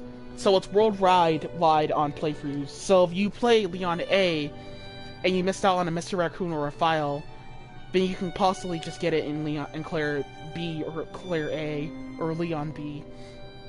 And basically you'll be set up and good. That's how I count the playthrough with all that, basically, truthfully. No, not I count. I meant the game counts it, because it's worldwide for that. So therefore, if you miss a file in Leon A or Leon B or Claire B, then you can get it through all the other scenarios. Combined, whatever. So for the whole month here, I'm gonna basically just be counting down through some other games, basically. But if you're new to the channel, go ahead and check out on my channel some of my other videos, my other walkthroughs. I do not just tend to play Resident Evil, even though that's the most focus sometimes. I do play a lot, trying to branch out and do some more other things than just survivor horror. Trying to play more survivor horror games. I do have some other survivor horror games in the works and the ideas of completing, but I'm not actually at the moment completing walking through those videos. It's actually a little bit busy month, basically, these last 2 months. I'm sorry about some videos that have not gotten posted in the last 2 months. I've been having a very, very busy January and a very, very busy October as well for these past 3 months. And basically, some of the videos had to get delayed until now, basically, unfortunately. Some content had to get a little bit delayed, but on notice that I can guarantee you that some things are back into the story. Just school, just 2 things that were there's just 3 things that were bothering me. I'm just gonna say school and just other personal reasons. That's straight a bit. However, check out some of my other walkthroughs. You can check out my speedruns. If you want to learn how to speedrun the game, just go watch my walkthroughs of speedrunning the game. I mean, not walkthroughs of speedrunning the game. Speedruns are not walkthroughs, my bad. I meant to say my speedrun commentary runs, where I simply just do not, instead of just not wasting time, I go very fast, basically, in order to complete the game in a fast manner. Recommend checking my speedruns out, because they're very, very, very recommended for first beginners for this game especially, because speedrunning this game is actually pretty difficult to do on 30 FPS. So all the strats that are shown in this video are definitely doable on 30 FPS, because this is a 30 FPS game footage. Because I'm playing this on a PlayStation 4 Pro, not a PlayStation... Not Pro, I meant to say Slim. You know, the box Slim, not the Pro box. I don't know how to explain it. It has a light on it, it has a line light, that's a Pro. Not Pro, I meant to say Slim, I forgot. Anywho, thank you all for enjoying the video. If you do enjoy this video, please like and comment and share and subscribe. If you like and comment, share and subscribe, it would do me so much well and so much greater. If you want to support me even more, I am thinking of working on a Patreon at the moment, but I'm waiting to get around 100 subscribers before I decided to go for something like that. Because at some point I'm thinking about doing this full-time on YouTube, just recording this type of stuff, content that I really enjoy, my challenge habits. I've never done a kill run really in just one take, but however, overall though, I hope you enjoy my content as much as I do enjoy making it for you guys, basically. So stay tuned to some more content, basically. I play Friday the 13th. I play Resident Evil, Silent Hill, Dino Crisis every day. I'm very busy at the moment, but I promise you some of the content that is recommended to check out, I will so check some of those out in the comments below. Recommend in the slightest for some viewers out there, if you think you can see me doing a little bit more video challenges, then I recommend asking in the comment section below what do you think you want to see next for a no death run of this game or any other game, or what game you recommend me playing or something like that. But that'll come a little bit with the Patreon. So, just give off some recommendations of some games to play. I might see if I can look into getting it, basically. Hopefully it's not $60, because if it's $60 fucking dollars, yeah, I'm not doing that. I already spent that money on Resident Evil 3. Not doing that again. And Village, but for other words, for Friday the 13th, check out my best friends Red and Josh, and they're in my Snapchat.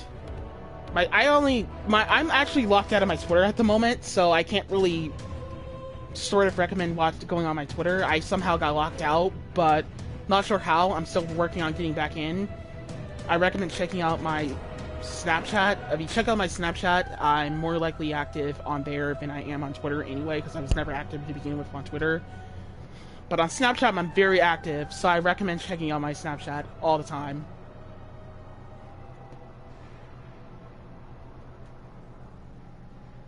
So I'll link that in the comment section below. Hopefully you guys have a great holidays.